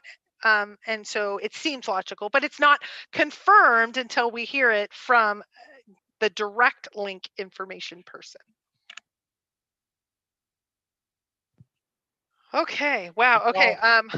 Well, it could be a game of telephone, which is how things get twisted. And, and again, guys, we've always said our show is our opinion. We put it out there, and secondhand information. We just put it out there to let the community decide. But a big thank you to Shiloh for sending this one tonight, this conspiracy theory straight, that the family did not give a ultimatum to Forrest about ending the treasure hunt. So, and the sick part, and he was not aware of any nudge. That doesn't mean, because in my theory, it's going to take me a little bit to, I just presented it, and which pieces of it is, Interesting for sure. Interesting for sure. Yeah, it is interesting. I only drove because my granddad thought his Jeep was an F-100. Now, see, that's making me think it's not him. You know what I mean? We will find out, everybody. We will find out for sure if this is actually Shiloh or not. But does he mean he drove to see Jack? Is that what he meant? I only drove because my granddad thought his Jeep was an F-100. I think maybe, is he making a joke about his dad or his granddad driving into things? Because remember, he hit that one searcher. I don't know. Yeah, he says, see above, no sickness or condition. Well, he might be answering questions in the chat too. So, yeah, no sickness or nice. Okay. This can go on all night. All right. Oh my gosh. I wish I could tell Shiloh a secret, but okay. Oh, David Crump says, Shiloh old, can you confirm Jack is the finder? Well, I think he will, but I'm not going to speak for him. That was the whole point of saying the conspiracy theory is false, is that Jack is the actual finder. But yeah. Is F-100 a plane? I don't know. Yeah, that's correct. Oh, I thought it was an F-150. That's a, okay. Oh. Okay. Okay. I get it. Shiloh says you guys are reading into it too much. And that's what we do. That's why we have conspiracy theories. We absolutely read into it too much. Why can't it be that just Jack found the book, figured out where Forrest wanted to die, and found it in 3? Why can't that be it? Jack is the finder, Shiloh says.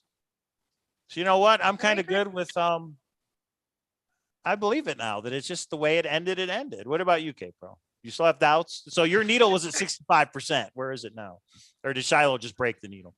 No, if Shiloh is saying the piece, okay, so for me, there was about 8 pieces to that. There was a couple of key pieces to it. The key pieces had to be that Forrest knew he was ill, and that's why if Shiloh's saying that's not the case, that makes the bridge is a rock and it's gonna fall. But I am entirely confident of that meeting with a searcher in late December, to call off the hunt. So if that piece was confirmed not to be the case at all, or did Forrest ever talk with you, Shiloh, that he wanted to call off the hunt? That would be information. Minotaur says we need proof of life. Have Shiloh email you a picture of himself and Willie. You could do that, Shiloh. But chasing now, hashtag break the needle. What does that mean? So what I said is, did he break the needle? Meaning at the end of your PowerPoint, you had a needle that said 65%. That's all that meant. Yeah. So I'm a lot. I mean, when we hear something directly from, I consider this a direct source. This isn't through someone, etc. I mean, of course, it makes me go, nope, I'm back to, and that's why that needle goes back and forth.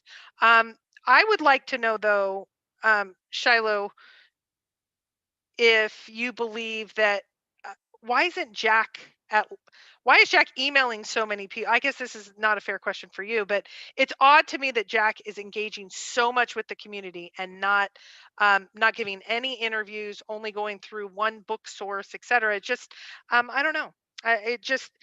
There's still enough here that now I've gone from 65 down to like 4 today, but it's still 4 until there's a little bit more. And yes, that we can confirm that it's Shiloh, but it sure seems. I'm convinced, but you guys The know. email's right. So the email's right. Chasing Indy with the super chat said, we were led to believe we were supposed to read into everything, embellishments and all. We all just want closure. No disrespect to you. And I guess my counter would be that was when the treasure chest was out there. But now that it's gone, now that the hunt's over, maybe we're just supposed to let it go. But people can't do that. I hope you understand that, Shiloh, that people can't let it go because they have so much time and money invested in this. But I will say that through all of this, Forrest Fenn fulfilled his wish, which you know, Shiloh. I got to see Yellowstone National Park because of the thrill of the chase. I never would have been up there. I never would have went to Santa Fe if it wasn't for thrill of the chase, and I never would have met my wife, current wife. So it should be 0, he says, on the conspiracy theory part. But Forrest did what he set out to do, which is to get people out of their homes and into the wilderness that he experienced as a child, and it worked. There were some bumps along the road, and maybe Forrest didn't think of everything, meaning some crazy people and some other things. But yeah. Yeah, and that's probably the only reason it's a 4 and not a 0. Shiloh Kulo Kid says Shiloh only knows what Forrest told him. In this conspiracy, is it possible that he didn't to give the family the safety they need from searchers, legal situations, etc.? Did he not tell this ending piece or this possible conspiracy, very, very small now, because he wanted to protect you and the family? To me, the only person that he would have possibly told, if it was anybody, would have been you, because I had discussions with him about how close you two were. So that's the only reason it's a little bit is you could be absolutely saying, no, there's no conspiracy, but could it have been possible that there was a conspiracy and you didn't know, or there was a nudge and you didn't know it? That's why it's just little. It's not 0, but it's still little in comparison of things. So that's the only reason I say that. But man. Okay, do you know what Forrest wanted to say to K-Pro in the interview that didn't happen? Oh, that's a good question, David. So David asked, Shiloh, did you know what Forrest wanted to say to K-Pro in the interview that didn't happen? Yeah, many people are saying, in case you didn't know, Shiloh, we do have a phone call center that you can call into, and you could be on and they can hear you. We have a soundboard that does that. Lots of people are asking that. I think that, go ahead. This is my question, Shiloh. I want to know what Forrest told you about K-Pro. Now, you met Shiloh when you bought the maps off of eBay. So, Shiloh, I want you to be honest, and I want you to tell us what Forrest Fenn said about K-Pro, if anything. Forrest says, I am absolutely saying there's no conspiracy, in my opinion. Haha. And I guess it is all in our opinion, for sure. There's a fun little personality coming through here too. This is kind of fun, Shiloh. Yeah. Wow. Okay. And if you end up not being Shiloh, I'm gonna be very mad. That's the biggest Rick roll of all time. If that is not, he says, I just called your cell. Come on. Does Shiloh have your phone number? Is the first question. Wait, did he? Well, then call him back. He called you. Call him back. You're muted. You're muted. Tonight of all nights, I needed a drink. I do have a missed call from Santa Fe. That should prove, well, that kind of proves. Call him back. If he wants to answer, he can answer. You know what? Call him back and mute yourself and just verify it's him. That's all. And if he wants to come on the air, he can. But if not, just call him and make sure it's him. Okay. I'll be right back. Yeah, he'll be right back. Wami Cheetah Hop says, Shiloh, what's Artie's middle name? Ooh, that's interesting. What's Artie's middle name? And now it'll become let's make sure it's Shiloh. But I just want to say thanks, Shiloh. You have proven it to me that it's you. And thank you for setting the record straight, because it's probably important to your family. Oh, he just said I'm not answering. You can hear me, right, K-Pro? Yeah. He said he's not going to answer, so I don't know. But he did say he just called your phone. Well, 2 things. One, I would say it was his voicemail, so he's already. I mean, it says this is Shiloh Old. Yeah, I did not have you programmed in. I didn't know you had my number. So, would you have given it to him when you bought the maps back in the day? I don't know. I don't know. I believe 100% this is Shiloh. Yeah, I'm sorry to say. Shiloh, I mean, this has been off the cuff and kind of a weird night. I absolutely believe but that he just didn't answer. But he called earlier. It was during the show when I was getting all those calls. It is from Santa Fe. Okay. Huh. Well, we'll reach out and verify this. It is, though. He called you. He sent you a picture of Willie. I mean, what else do we want, everybody? Yeah, come on, people. Why are you at 4%? It should be 0. I'm now at 0. No conspiracy. This has helped me because I do have to say that needle has been moving the wrong direction for me, Shiloh and everyone. This has been a very interesting night because the one for me that is particularly standing out is the family intervention piece, and I really want to get to the bottom of. I am trying to be so mindful of not presenting anything that isn't. I can't, obviously get direct information all the time, but goodness gracious. Fake news, is it Shiloh? Is it not? Okay, I believe. I don't know. Conspiracies are forever. I don't know. No, Uncle Titus says we made it up just to legitimize our show. That's nice. Yeah, we don't do that, guys. We do our show and we put the info out and people can do what they want with it. But Hooley says best show. But this one, you know what? Shiloh set the record straight. And the reason he set the record straight is because it has to do with his family. And it totally makes sense. I could see a grandson of Forrest Fenn saying, we would never do that to Forrest Fenn, meaning it's a hoax and all that. Well, someone just said, is this the anti-K-Pro gang? And we know who that is, punking you. I don't believe so. That's just my opinion. I don't believe so. I have been wrong in the past. We will definitely dig into this a little bit more offline. But I can tell you the email that I got this from, that both of those emails came from an email of the person that I know to be Shiloh. So stop it, you guys. You're making it not fun now. I'm throwing up the white flag. Don't hang on to that conspiracy theory. I just cut the bridge off. The bridge is gone. The bridge is dead. Shiloh, kid, K-Pro the gold frog. Oh, Shiloh. Well, I will say this: there's always Shiloh. a chance that somebody's playing a prank on us, because there is that chance with some of the people that watch our show. So that needle is still, there's a little bit chance that somehow somebody did an elaborate joke here tonight. If he would have answered, maybe, but he did call earlier. I had a missed call from a Santa Fe number, but I didn't know he had my number. You guys, if you're punking me, I will be. You guys are the meanest. The ultimate prank. Yeah. Future Gold Channel says, "Hey, K-Pro, did you get my email?"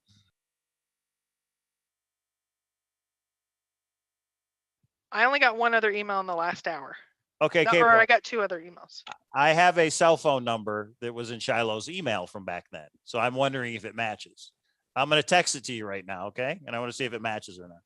All right, this will be confirmation, everybody, because I know this is Shiloh. So let's see. Give us 1 second. And we put the conspiracy theories to bed, guys, because if Shiloh's in here and he's I'm not in the anti-K-Pro gang. I'm in the anti-conspiracy theory gang. See, what a great answer. Shiloh called K-Pro. Wait, but if Mike has the number, I mean, so stop it, you guys. Stop it. Hold on. Please hold. Give us 15 seconds. Okay. I just sent you the cell phone that is in Shiloh's email. Is that it? That's it. So that's Shiloh. We put it to bed. 100%. Breaking news, everybody. And again, thanks for calling in, Shiloh. We appreciate it. I'm not calling in. Thanks for calling K-Pro, but thanks for commenting and setting the record straight. Because I'm convinced, and if Shiloh says there was no intervention, K-Pro, you may have to talk to whoever and figure out why you got that information. But yeah, it's muted. You're muted. You're muted.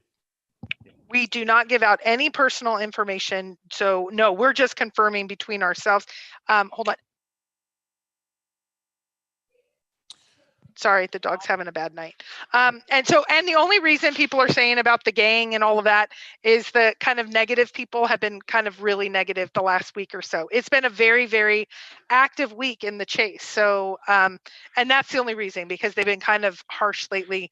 I could see them trying, but we're too smart for it. Look, we just confirmed it independently. Guys, this is 100%. There's no doubt. I very rarely say 0 or 100. This is 100% Shiloh. Stop it now, because this is why everyone thinks the community's crazy. If that part is over, let's not discuss that anymore. Shiloh is here. Let's spend other time. So anyway. Healthy with Willie would put it to bed. Well, Shiloh doesn't have to do that. No, it's easy. Okay. Well, it was me and K-Pro, and we're not going to lie to you guys. We know it's definitely from his cell phone, so there's no reason for us to make it up. So yeah, thanks, Shiloh. Try being on this end, Shiloh says. In other words, yeah. How many? So Shiloh, I will say the negative people is what I think he's referring to. Yeah. So I had dinner out here with a searcher that I'd never met before about 3 weeks ago. And he was here on vacation in Vegas. And what he told me is he rented a car. He drove to Santa Fe. He went to the Collector Works bookstore, and he went to Forrest Fenn's house, and the gate was open, and he talked to Shiloh. He just pulled up and said, "Hey, what's going on, Shiloh?" And of course, Shiloh's like, I'm a little busy. And the guy's like, "Okay." And he left. But people think they can just show up to the house. And yeah, you can't do that. I mean, in my opinion. And I don't know if you remember that, Shiloh, but he told me that the day before he just saw you and wanted to come up and just say hi. And he seemed like an okay guy. I'm not saying he was crazy or anything, but you don't know that when somebody comes up to you. I understand how it must be to be in Shiloh's families with some of the things they've been through. They got to be cautious and they got to be careful. And you don't just walk up to them and say, "Hey, I don't know." That had to be, yes. And that's how I know it's from Shiloh, because that's exactly right, Shiloh. You just confirmed it. I had dinner with him here in Vegas. So yes. Yeah. And he told me that story. And Mike met with him when he was here. But think about, for every person that randomly comes up, you don't know what you don't know. And some of these searchers and what they've said, threats and things.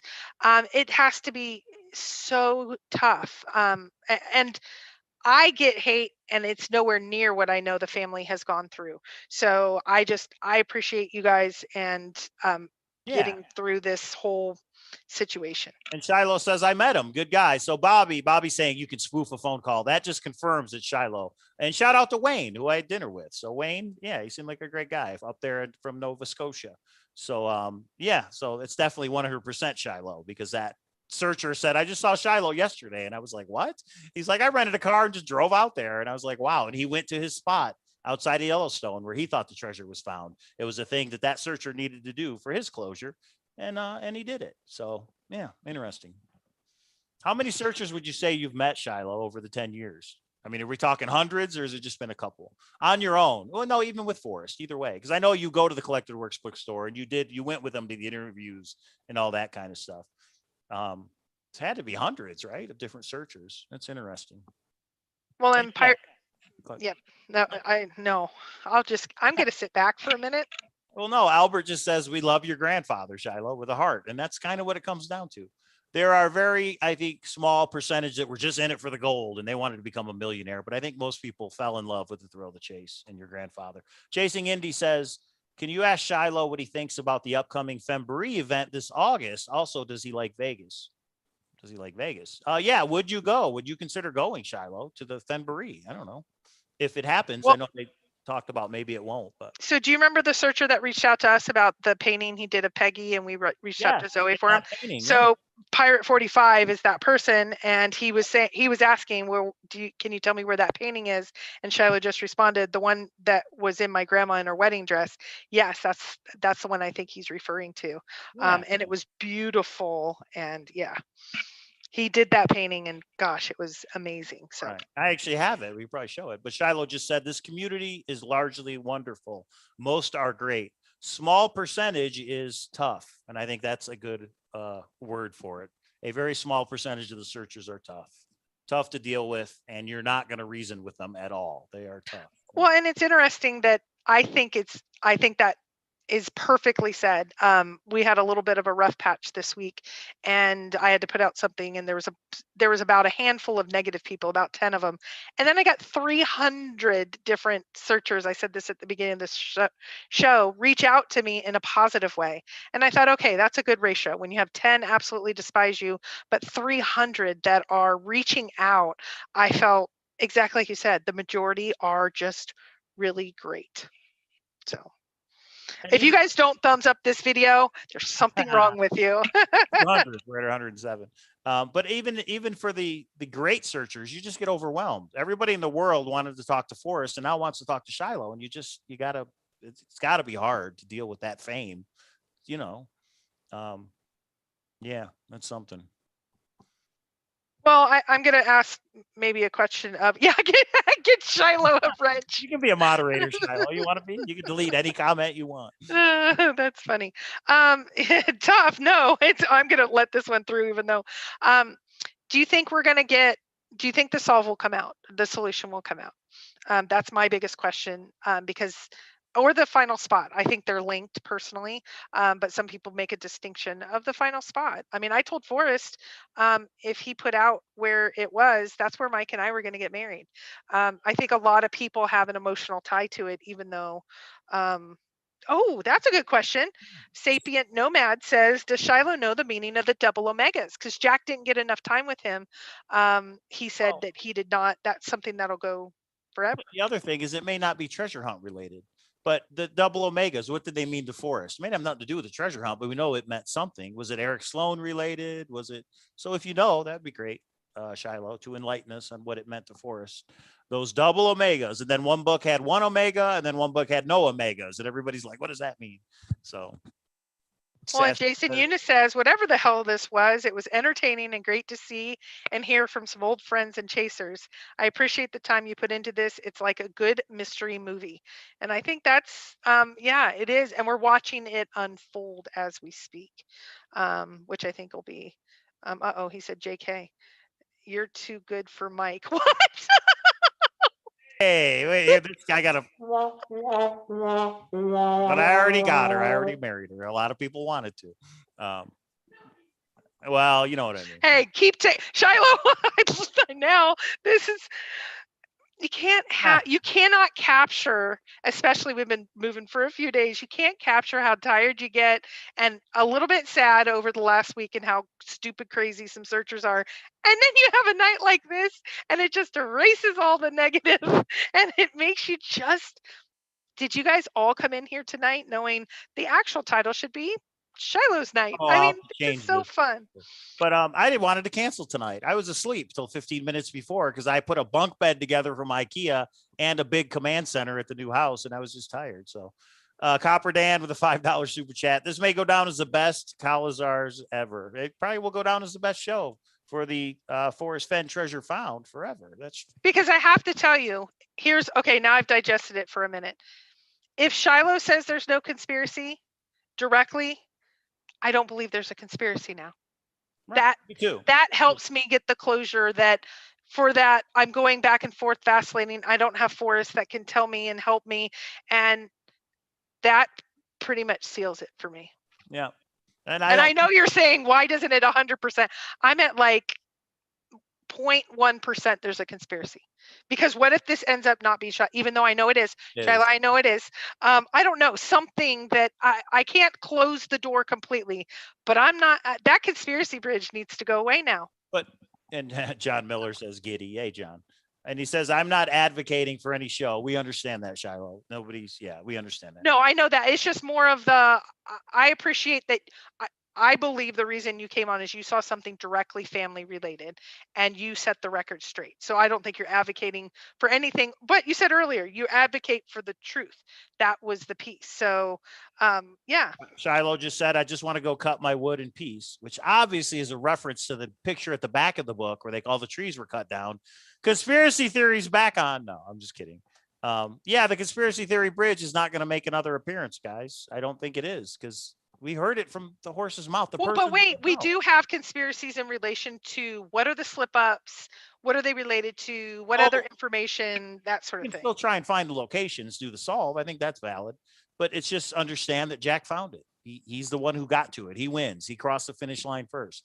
The family had nothing to do with it. The family didn't want Forrest to end it, etc. All that's conspiracy theory can be put to bed. Chasing Indy says, I think Shiloh showing up in this chat and saying K-Pro is great speaks volumes. Clearly the family adores K-Pro just like the rest of us. I appreciate that. I don't know if Shiloh said that, but okay. I didn't see that either, but I appreciate the sentiments. Tonight was like not related to conspiracy theories. The reason for super chats and stuff has just been to kind of help me along. And I just want to say thank you to the community and thank you to Shiloh. And this is, you know what, this is a legitimate smile, but I'm still sitting here just reeling from all of this. I wonder if Shiloh saw the video that you did over the weekend. I don't know. I don't think he gets involved in drama and stuff. He's had enough of his own, but I just wonder if he saw it. But K-Pro, what do you think? Maybe Forrest wanted you to fly out there and do the interview so he could put all the conspiracy theories to rest. What if he just wanted to tell you? Jack actually found it. Like this, it's this simple.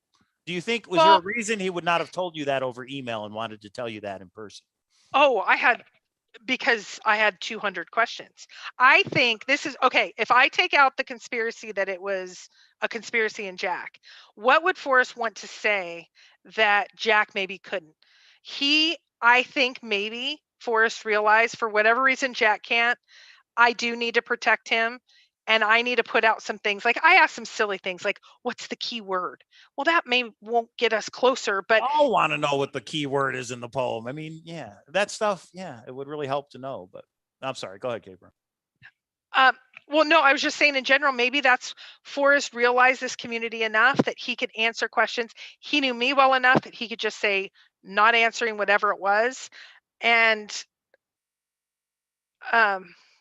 sorry, this is kind of an interesting night. So that's my new conspiracy, but I'm literally off the cuff. I just got off the bridge. I don't know. I need some unpacking time. No pun intended from moving. This has been, Well, I think for a lot of people tonight, with Shiloh weighing in, that this could be closure for a lot of people to say, you know what? Okay, Jack found it, and we may never know where he found it, but that's okay. Like all the crazy conspiracy stuff can stop, and it was found. We knew somebody was going to find it. It just happened the way it did. That Forrest passed away when he did after it was found. But it's just, and there's Justin Posey. Wow, I picked the right time to join. Yes, Shiloh is in the chat, Justin. We have verified it's him. And also Cynthia's cool, he says. He's answering some questions and putting to bed some of the conspiracy theories that we talked about tonight, for sure. Yeah, I went so far down a bridge of conspiracy. Justin, he actually called me. I didn't answer. He emailed me, and then and we've confirmed it's definitely him, or we feel it is, and most of the room. 100% of the searcher. Well, so I actually think the focus will be on finding the location. I think there's groups of searchers that are looking for the slip ups. There's groups of searchers looking for other information. So Shiloh, do you have any desire to know the location? I don't know if you know the location or not, but do you have a desire to know that what Forrest Fenn's special spot was? Or for you, it's just over and you're not concerned with where it was? Or really it's about why it was special to Forrest. And we know that Forrest said Skippy knew, his brother knew. So to me, that would be a family thing, in my opinion. Yeah, Cynthia rocks. I'm sure Cynthia will be on the show next week. Cynthia's information, this is from Shiloh. Cynthia's information may be incorrect. It's probably not her fault. She's great. And there it is. Yeah, I think, and that's the piece. That was the only reason I was down a little, because Cynthia is so great. So there's some misinformation, and this is perfect. Tony Rusi says, Cow, do a show explaining the show. You know what? I'm sure somebody out there will compile everything that Shiloh said in chat, and we can talk about it to put it to rest. Yeah, that's okay.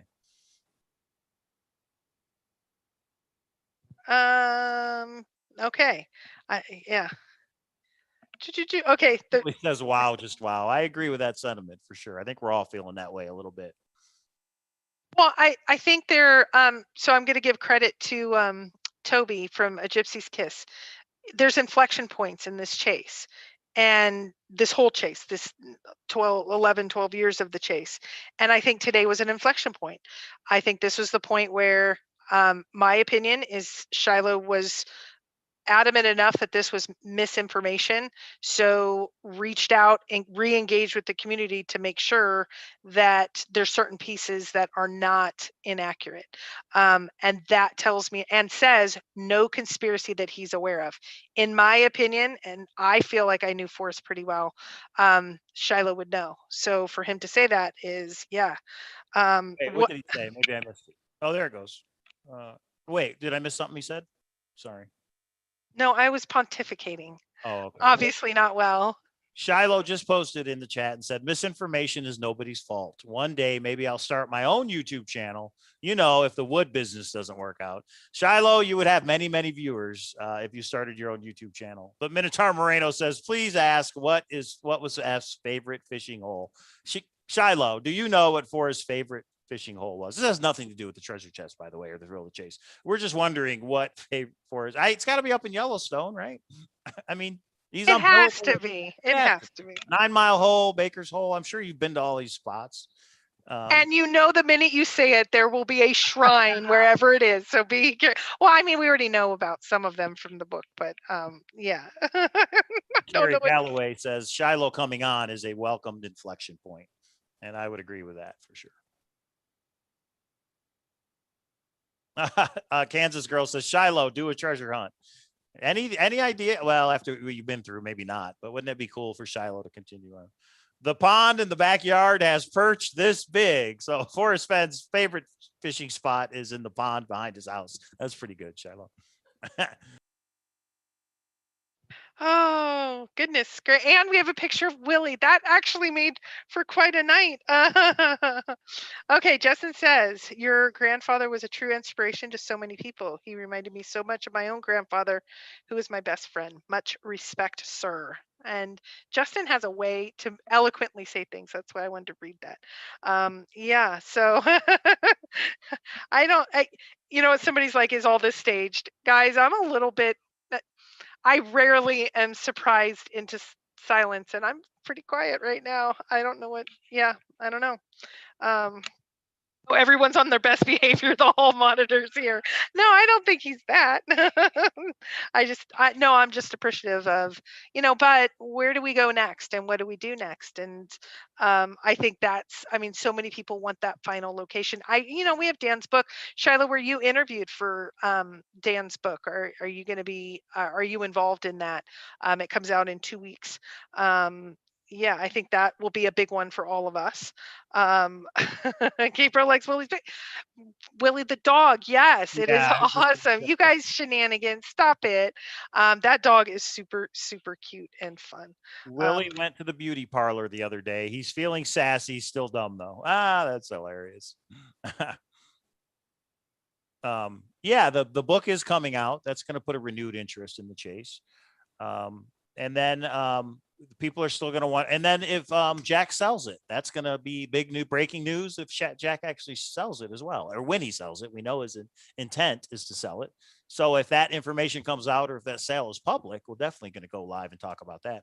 3D Bronze with the super chat. Excuse me, Mr. Old jokes followed by dots is my deal. All right, Mr. Old. And if you can say, because 3D Bronze lost his scissors, he always comments about the scissors.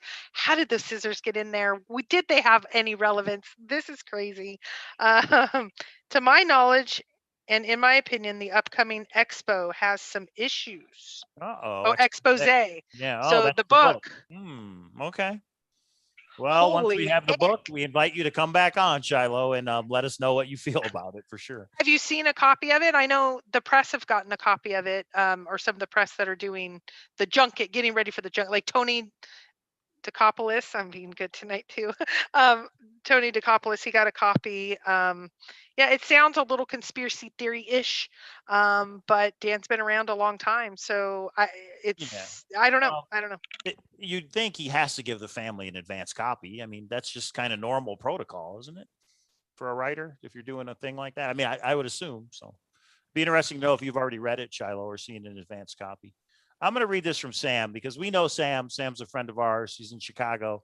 He says, Shiloh Old, I sent your grandpa something very important to me, January 2020-ish.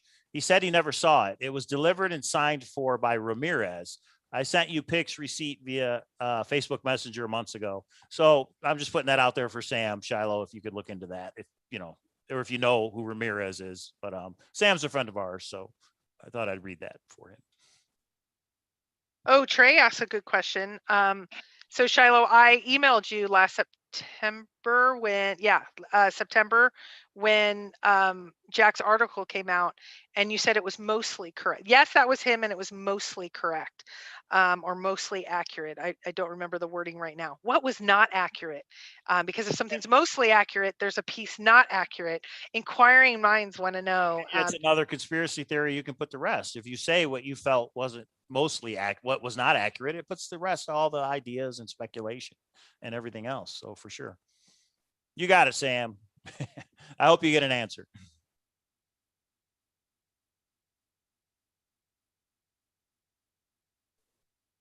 Okay, we're playing nice, or we're going away, guys. There's only a couple out of the 317. Please do a thumbs up.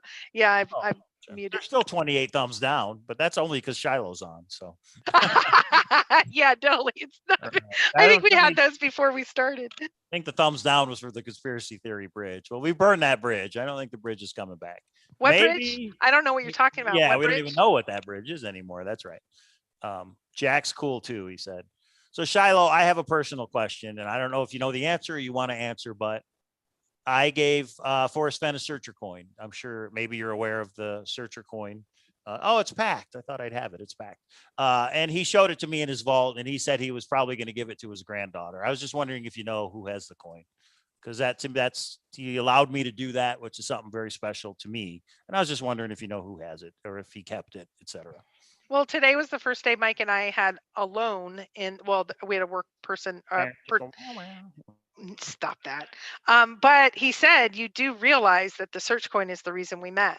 And I said, no, we were both giving back and it was Operation Jamie. And he's like, no, Forrest allowing me to do that coin, you wouldn't have remembered me for doing that.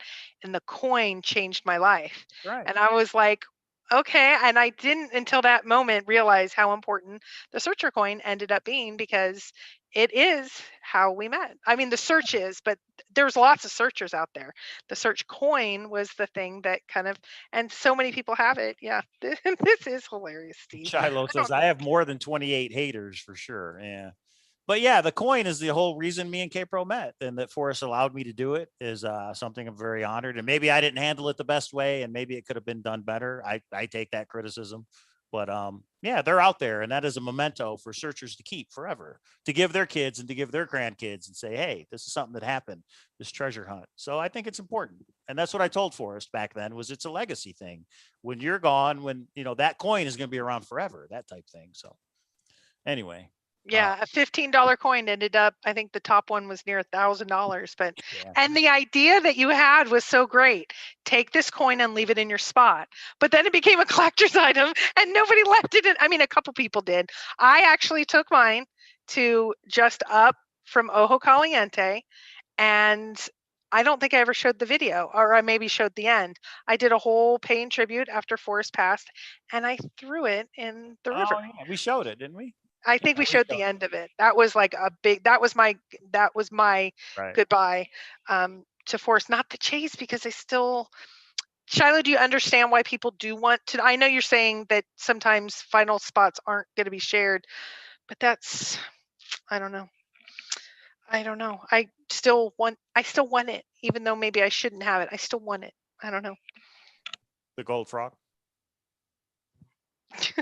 The final location. I will take a frog, I know. though. I will take a frog.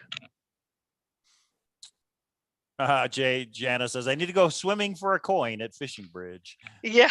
Well, Minotaur has a good question, if Shiloh is still there. Many in the community think the lack of Forrest congratulating the finder means something.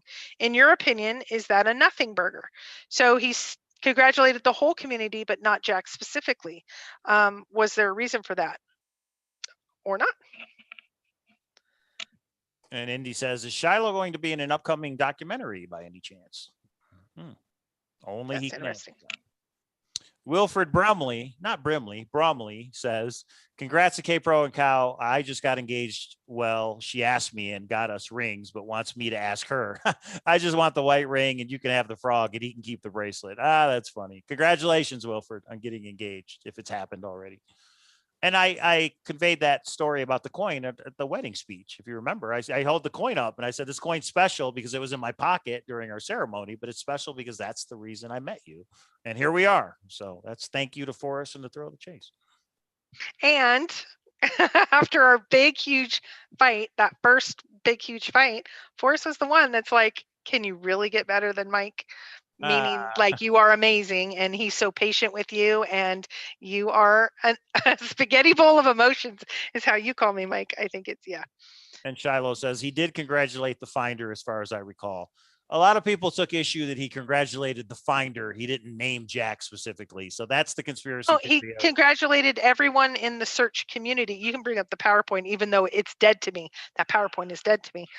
Yeah. Kiss the frog. Hey, if it's going to be sent, go ahead, Craig. And John Miller says the final location will be found when you find your own special place is found. And it's, in other words, the final spot should be different for all of us. For us, it's this new house we're going to move into. That's my special location. So yeah, it's different for everybody. That's true. Okay. Yeah, yeah. Okay. Can Shiloh put to bed? Were there GPS coordinates in the poem? The numbers are in the poem, Shiloh. That's all I'm saying. They're there if you read it a certain way. Albert says Shiloh is pretty consistently confirmed the family approves of Jack Stoof. Okay. Shiloh says, I have the buffalo nickel that was in my granddad's pocket on the day of his death. Apparently it was in his pocket every day for decades. Wow. Isn't that something? And somebody in the chat asked if you have Forrest turquoise belt buckle, the famous belt buckle that he always wore. But if you have that nickel, that's pretty special. So,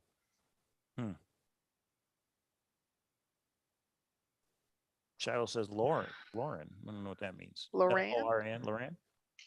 I don't know. I don't know what that means. There's been several things. I'm going to absolutely, the chat was moving so fast. There was a couple answers that I didn't know. Yeah. So, so. I think Loran is a GPS term, if I remember correctly. Oh. Kidding, everybody. You ask Shiloh the year of that belt buckle, please. The year it was made or the year Forrest got it? If he knows, sure, we can ask.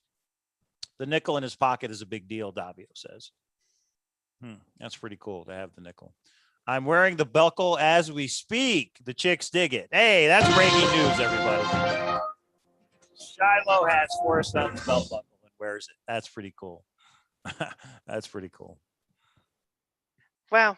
What a fun night to hear. I mean, the nickel one is like bringing me to tears again. I'm like, yeah. Military Loran. I don't know what that means. L-O-R-A-N, Loran. That's my soul sound. Right. But I will say this, you just answering these couple questions, Shiloh, it is closure for a lot of people. I think a lot of people are going to be able to move on. Just knowing that you have the belt buckle, knowing that Willie's okay. You know, just little small things because they feel so close to Forrest. It makes it okay, I think, to let go of the thrill of the chase a little bit, in my opinion. What do you think, April? Shiloh, you just said the ladies love it, so everyone's wanting to know if you're single. See, do you see the directions people take? Ladies. I don't know. What did you say before that, darling? Shiloh just said, I wound up with Willie and the belt buckle. Jack, eat your heart out. That's great. Is that a belt buckle or are you just happy to see me? Hey. Hey. Let's, oh my goodness. Yeah. Oh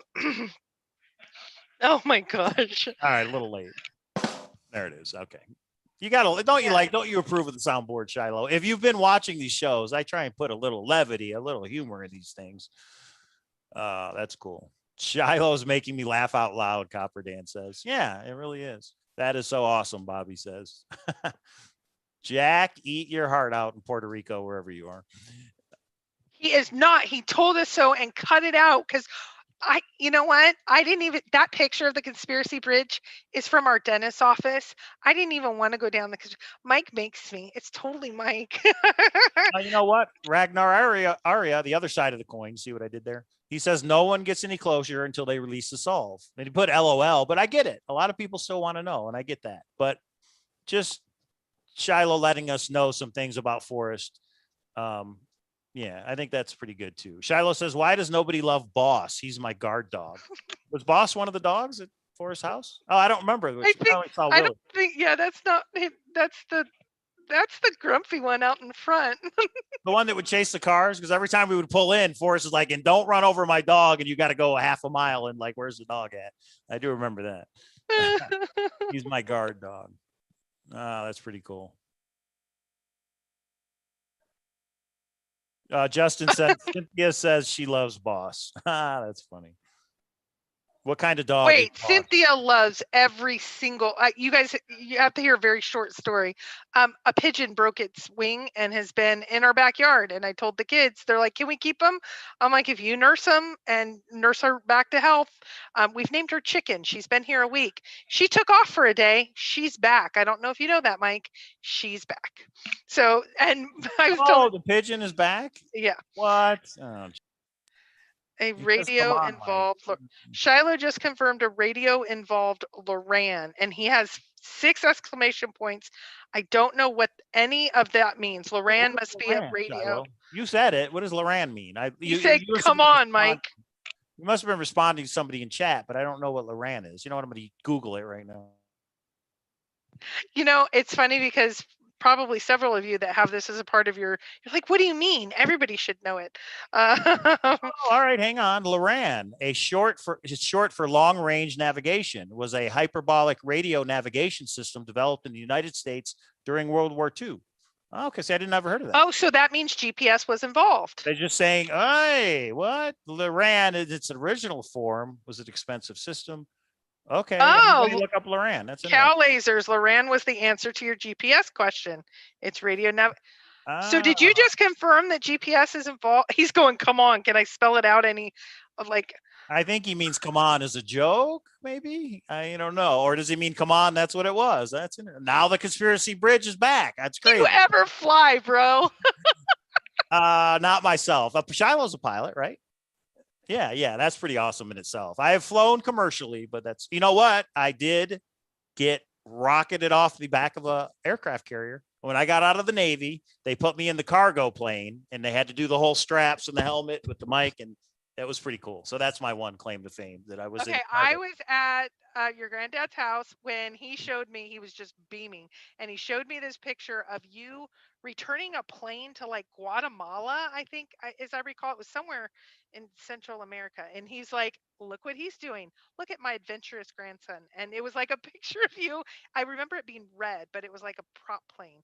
Anyway, I don't know if that was maybe 2018 or 19. I just thought, okay, yeah, I kind of get you. Bobby says Loran is not GPS, but similar. So I think what he's saying is Loran is what Forrest maybe would have been familiar with. Okay. I didn't know about Loran. I never heard of it before. 3D Bronze says, "Can you ask Shiloh if he or anyone else in the family is interested in the chest I made for his grandpa with the pleasant thoughts inside from all the searchers at the Fenn finale?" That was with the little bottles, right? The little, the messages. That's pretty cool. Milan says Loran is an older navigation system used for aircraft avionics. Okay. What? Shiloh? He's razzing you. What do you say? Where? Your claim to fame is marrying Christy. Come on.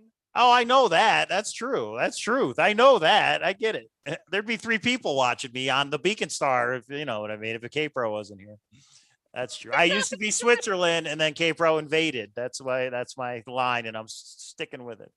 You know what? It's the best thing that's damned happened to me in my entire Your audio's down. I don't know what you're doing. I don't know. It's conspiracy. The conspiracy theory. Oh, God. But I accept that, a compliment. K-Pro looks very good on me. I appreciate that. And it's true. I know it's true. It's not true. But I thank you for you know what?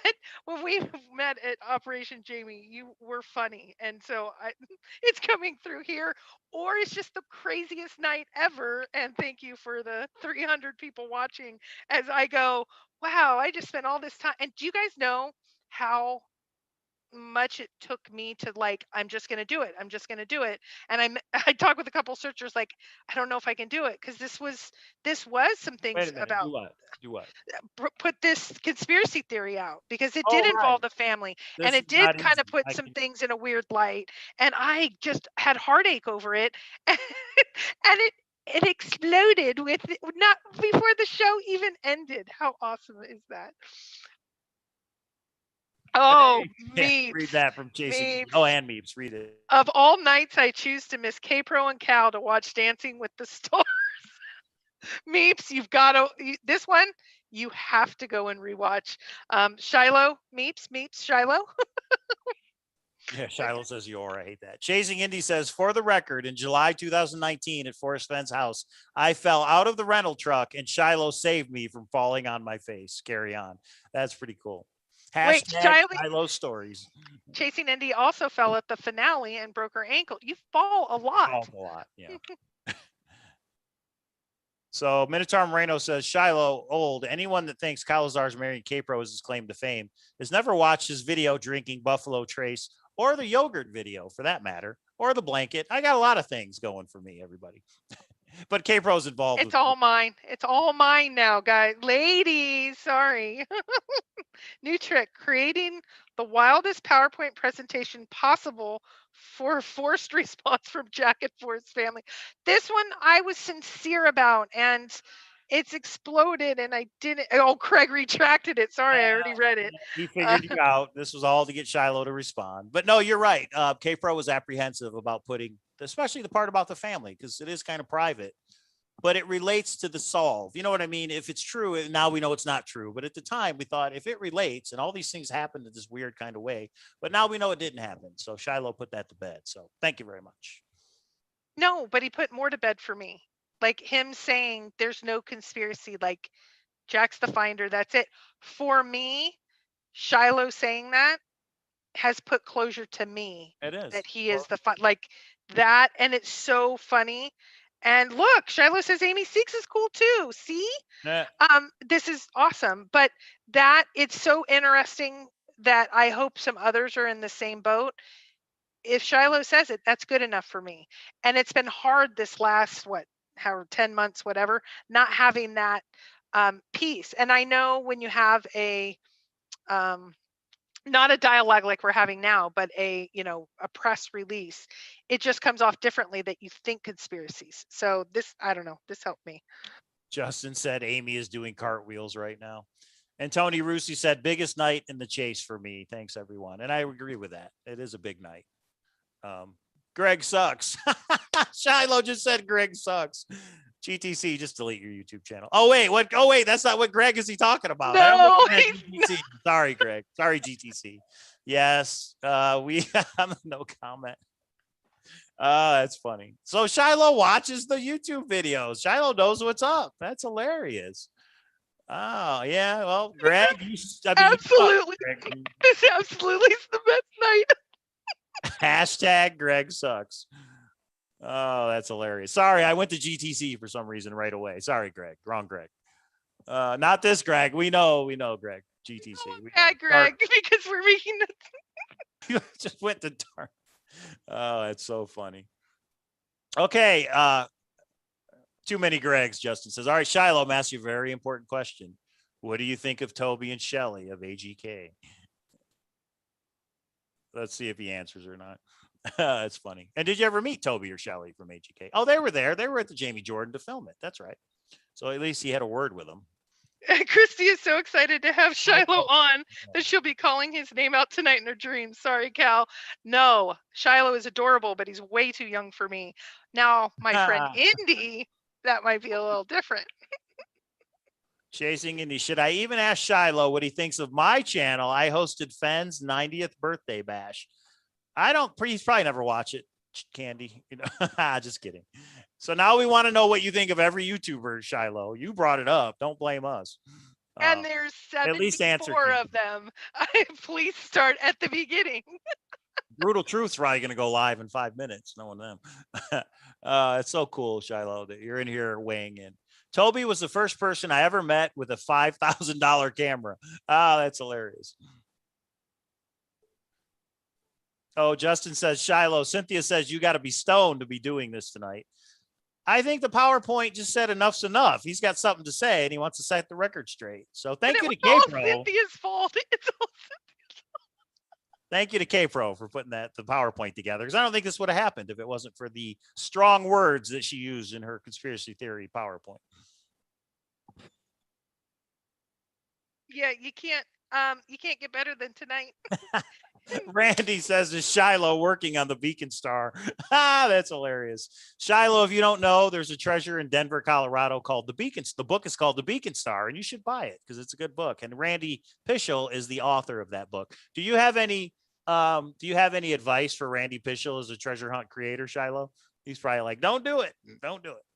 90th birthday bash was awesome. It was the last time I sat with my granddad in front of the computer. Wow, they watched it, Candy. They watched it together. That is awesome. Well, they sent us pictures. I think that's when I was over at. Was I over at Cynthia's? I think. Yes, I think I was over at Cynthia's, and they sent us a picture, I don't know. I'm gonna remember nothing. That's from tonight. cool. And my God. Where was I? I missed the 90th birthday bash, I guess. That's cool. Oh, great question, because I know the answer. Tom asked, did you have prior notice regarding what Crapro was presenting tonight? Did you know of this PowerPoint? Did Jack probably forwarded it to him? Said, look what this bitch. I didn't give it to Jack. No one saw the PowerPoint except for Mike. Oh, I blame Mike.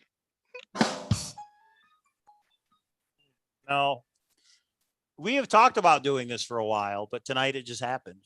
So I'm glad it did. It was good to clear the air, I think, with a couple of things. Yeah, no, and not only clear the airport, all the other things. I mean, it has just been. Is a lot of people think Shiloh on June 6th, or something more is coming from the family / your grandfather via a lawyer, via something at some triggering moment. Yep. Is that it? Do you know any of that to be the case? I assume no, but a lot of people think, especially the 1-year anniversary, there could be something more. This night has been wild. Good Greg. There's no other, and now he's known as Dark. He actually changed his name so he wasn't affiliated. Good Greg. So it's been, it's. Jana asks, are Shiloh and Jack friends now? That's an interesting question. Randy says, I have a couple service calls on hold until the stream is over. That's hilarious. And I think Mike and Randy do kind of the same thing, because if Mike is on call and gets a service call or whatever calls he gets, he has to take them right away. So that is funny. Adam says, you can't buy this kind of entertainment.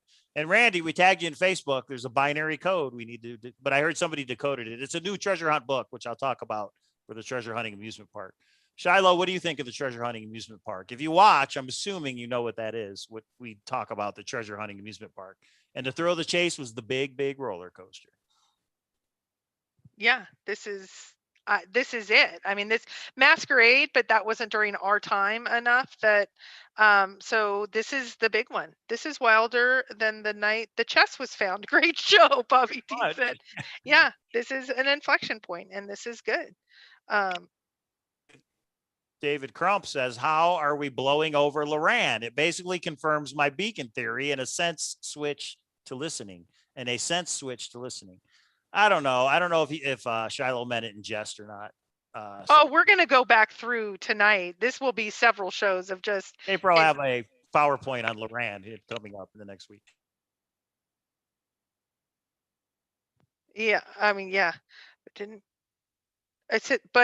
K-Pro run the conspiracy theory by Jack without a response via email?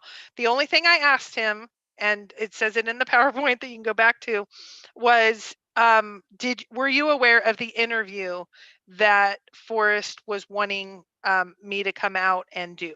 That was just going to be the beginning, and then I was going to get into more. I didn't send him the whole PowerPoint or anything else. I sent him that one question, and I did not get a response. Oh, you guys are being funny.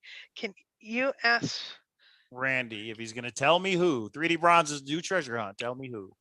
3dbronze.com/tell me who. Candy basically says, Shiloh, you have to confirm her fishing hole theory because she's dying right now, whatever that means. Loran? I need to go and look up all of what Loran means, because there's a there, and you, just like your grandfather, we hang on to every word. So I think everybody's having a great time. Okay, Shiloh says, tell David that ADF approaches are way hard to fly. ADF. Give us we don't know the lingo, damn it, Shiloh. What's ADF stand for? Somebody that knows. A damn fool. I mean, I have no idea.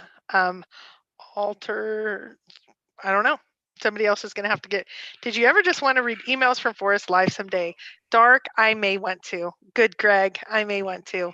It's a so I want to ask Shiloh that. So I probably have several thousand emails through the years with Forrest, and just funny stories or interesting stories, and people so want to hear about them. Like I told him one day, this was very early on in 2016 when we kind of met and connected. My kids are registered Cherokee Indian. Oh my gosh, he told me all these things about how I need to make sure that they focus on certain things, know about certain things, the spirituality of Indians, etc. And some people want to know that piece. Part of me is like, I mean, he would always say private please on something, but these are just fun stories. It's kind of like what Dale has in the audio or the videos that he's put out on some stuff that he had. Oh, it's automatic direction finder. Yeah, I looked it up. Yeah. So he Oh. was answering David's question about the beacon thing, and he's saying ADF is way hard to fly or to land with. So okay. And he also, Shiloh said Loran is not a conspiracy theory. So just so you know, he put that to It's not bed. a conspiracy theory. It's an exact way that the poem can be solved, correct? Navigation to find a point. That's true. Bobby D says we have to Zoom later. Invite Shiloh. I don't know what to say to all this fun stuff. Does Shiloh plan to ever visit the final spot? That's a good question by Trey. Trey, you have some good questions. Yeah. Yes, Dale is cool too. I don't think he said I'm cool. I don't remember. No, he said that K-Pro's cooler than me. That's cool. The thrill of the Shiloh. That's what we have tonight. The thrill of the Shiloh. Do me a favor, Shiloh. Just in the chat, say Cowlazars is cool, and then I'm gonna have a shirt that says Shiloh Old says Cowlazars is cool. That's all. Then I can end this whole thing. But Shiloh's kind of like Cher. There doesn't need to be the old at the end. We know who Shiloh is. You don't really need. Yeah. How many Shilohs do you know? That's true. That's a good question. Anybody else named Shiloh? That's a good question. No one else named Shiloh. That is interesting. Like actor-wise, like Shiloh. It's got to be somebody. You're in the same boat. I'm in the Uncool Club. That's funny. I bet Shiloh could find a good guide. Okay, you guys are. Oh, now they're anagramming. Oh, Loran. Nice, Loran. That's cool. Uh-oh, you spelled Dale wrong. It's D-A-L, not D-A-L-E. Hashtag Mike is cool. Okay, guys, we're going to wrap up. Cowlazars is cool. There it is. I'm putting it on a t-shirt.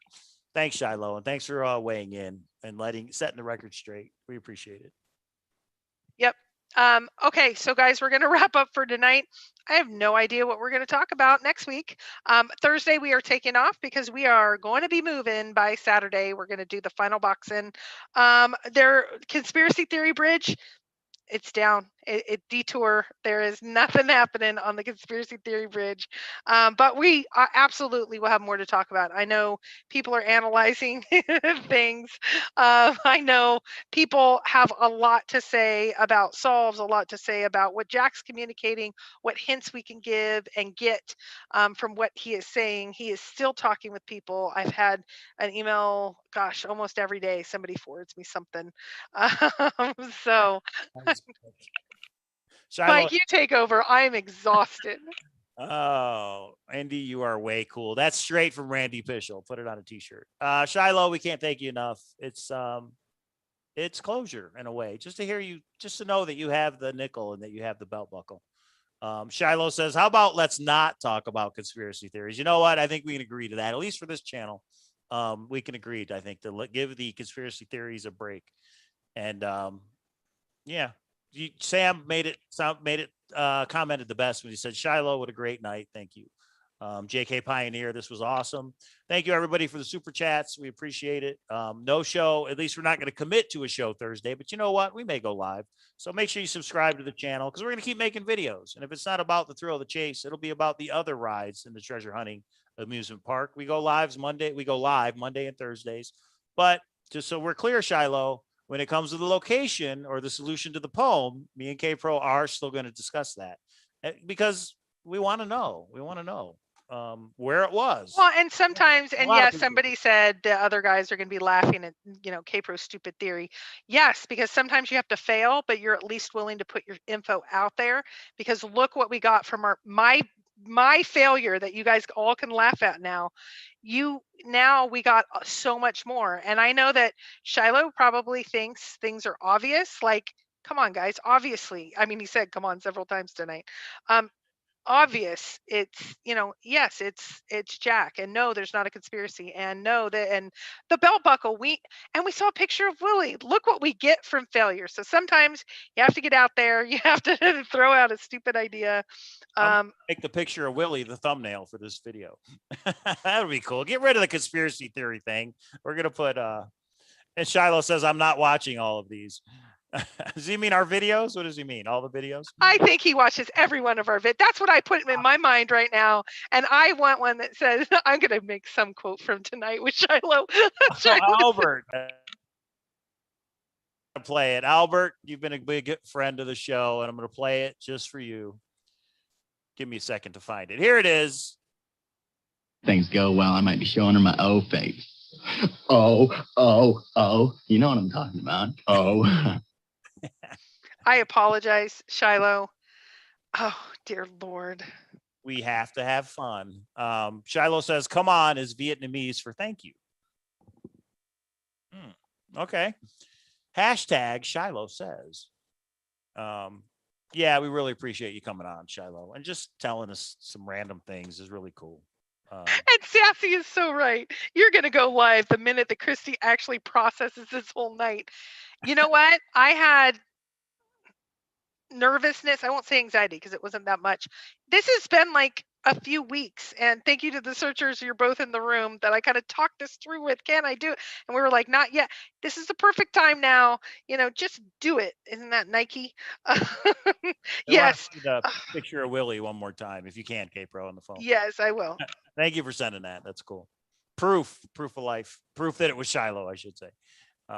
Any parting words, good sir, from Chasing Indy to Shiloh? Any parting words, Shiloh, for the Thrill of the Chase community? And we hope you come back. We hope this isn't it. Come back in the chat and comment from now and again. And there is Willie, everybody, alive and well and dumb as a rock. Hashtag Shiloh sayings. He said it, not me. I'm going to make that shirt. Cowlazars is cool. Shiloh. I'm making that shirt at the mall. You guys think I'm playing? I'm not. So. Oh, I'm going to get one that, like Shiloh said, Cowlazars' best thing he did was marry me or something. I mean, that just alone made my night. Oh my God. Well, wow. What a night, everybody. Yeah. Can you make Willie the thumbnail for this video? I will. Give me till tomorrow, but I will make Willie the thumbnail for this video. Yeah, thank you, Shiloh. Everybody's telling you thanks in the chat. It's really cool that you came on, set the record straight, answer some questions for us, and come back in. Say hi in the chat from time to time. Dumb as a rock. Quote from Shiloh. He was cutesy. He just liked to gnaw and like be fun, not dumb, sweet and innocent, naive, sheltered. Not dumb, just sheltered and nice. Some of you guys will get that in there. Okay, guys, we're good. Sapient Nomad says Forrest called me sir. I'm gonna make that a shirt too. Okay, everybody. Wami still thinks we were punked. We were not. That is Shiloh, everybody. We confirmed it. We done confirmed it. Thank you, everybody. Thank you for watching us over the years. The thrill of the chase is over, but the community is still there, obviously. Shiloh's still there. We're still here, and we're gonna get through it. We're gonna be okay. Whether the solution comes out or not. And Jack, congratulations on being the legitimate finder of Forrest Fenn's treasure. Glenna says, poor dog. I think we can put that one to bed tonight. We're still going to get the solution, but we can put this other stuff to bed. Delete the PowerPoint. Delete the PowerPoint. I apologize if the information was wrong because I'm trying to get it right. So you guys are there. Every time I fall down, I dust off. Gosh, this was a quick one. I was so ready. And then we crashed and burned. And then we had Shiloh doing funny jokes all night. There's a comedy channel with your name on it.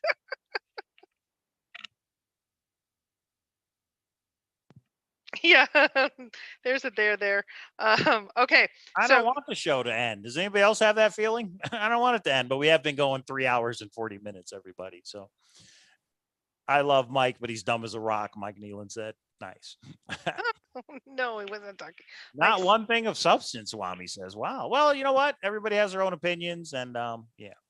Delete the PowerPoint, Randy says. And we got 125 thumbs up. That's probably the most we've ever gotten.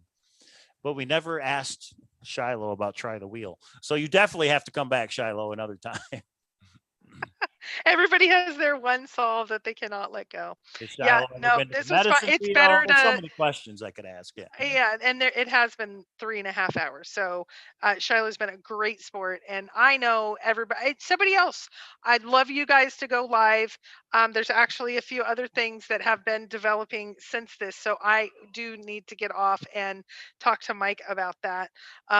But yeah, Shiloh, and anytime you want to come on, because this has been fun. Yeah, maybe Caper needs an intervention. I need my own intervention. And you guys are my family. So you guys, even the crazy ones, like that crazy uncle. And so, yeah, no, but wow, this has been an amazing night. Gary Galloway says, now do a PowerPoint that makes Jack come on the show. Too funny. Jack, you're welcome to comment in the chat too. And Shiloh, you're always welcome here. This is a what do you call it? A safe space, as they say. So yeah, always come on, let us know how you're doing, you and the family. So K-Pro is an intervention. Delete the wheel, Sassy says. Okay, wait, I do have to show Shiloh one thing. Come here, Lucky. We always joke. Come here. Come on. This is our little guy, and now he has not gone to the groomers. I always told Forrest he had the pure one. I had Somebody said me and Lucky look the same with the gray beard. This is our little dog. Looks a lot like they could be. Well, I guess they're both boys. They could be siblings. They could be. So anyway, this is our little guy, and so we got him from under a car, and we nursed him back to health after many stitches. So anyway, that is our. And I always joked around with Forrest. I'm like, you're pure, and I'm just yin yang, white, black. Anyway, there's our little guy. Okay, yeah, I feel better now. Dick Cofferdan, how can you have a better night than this? So thank you to everybody. Thank you for the super chats. Thank you for the thumbs up. Thank you for the surprise, Shiloh. Yeah, we're definitely changing the thumbnail of Conspiracy Theory Bridge Destroyed and a picture of Willie. That'll make Willie fun. Ate the bridge. Yeah. Cute dog contest. And Shiloh says safe space is so 2020. I just meant you're welcome. That's all I meant. So he's giving you the hardest time. He should be destroying me for being this terrible conspiracy theorist, but I love it. Next time we're in Santa Fe, Shiloh, we're going to let you know.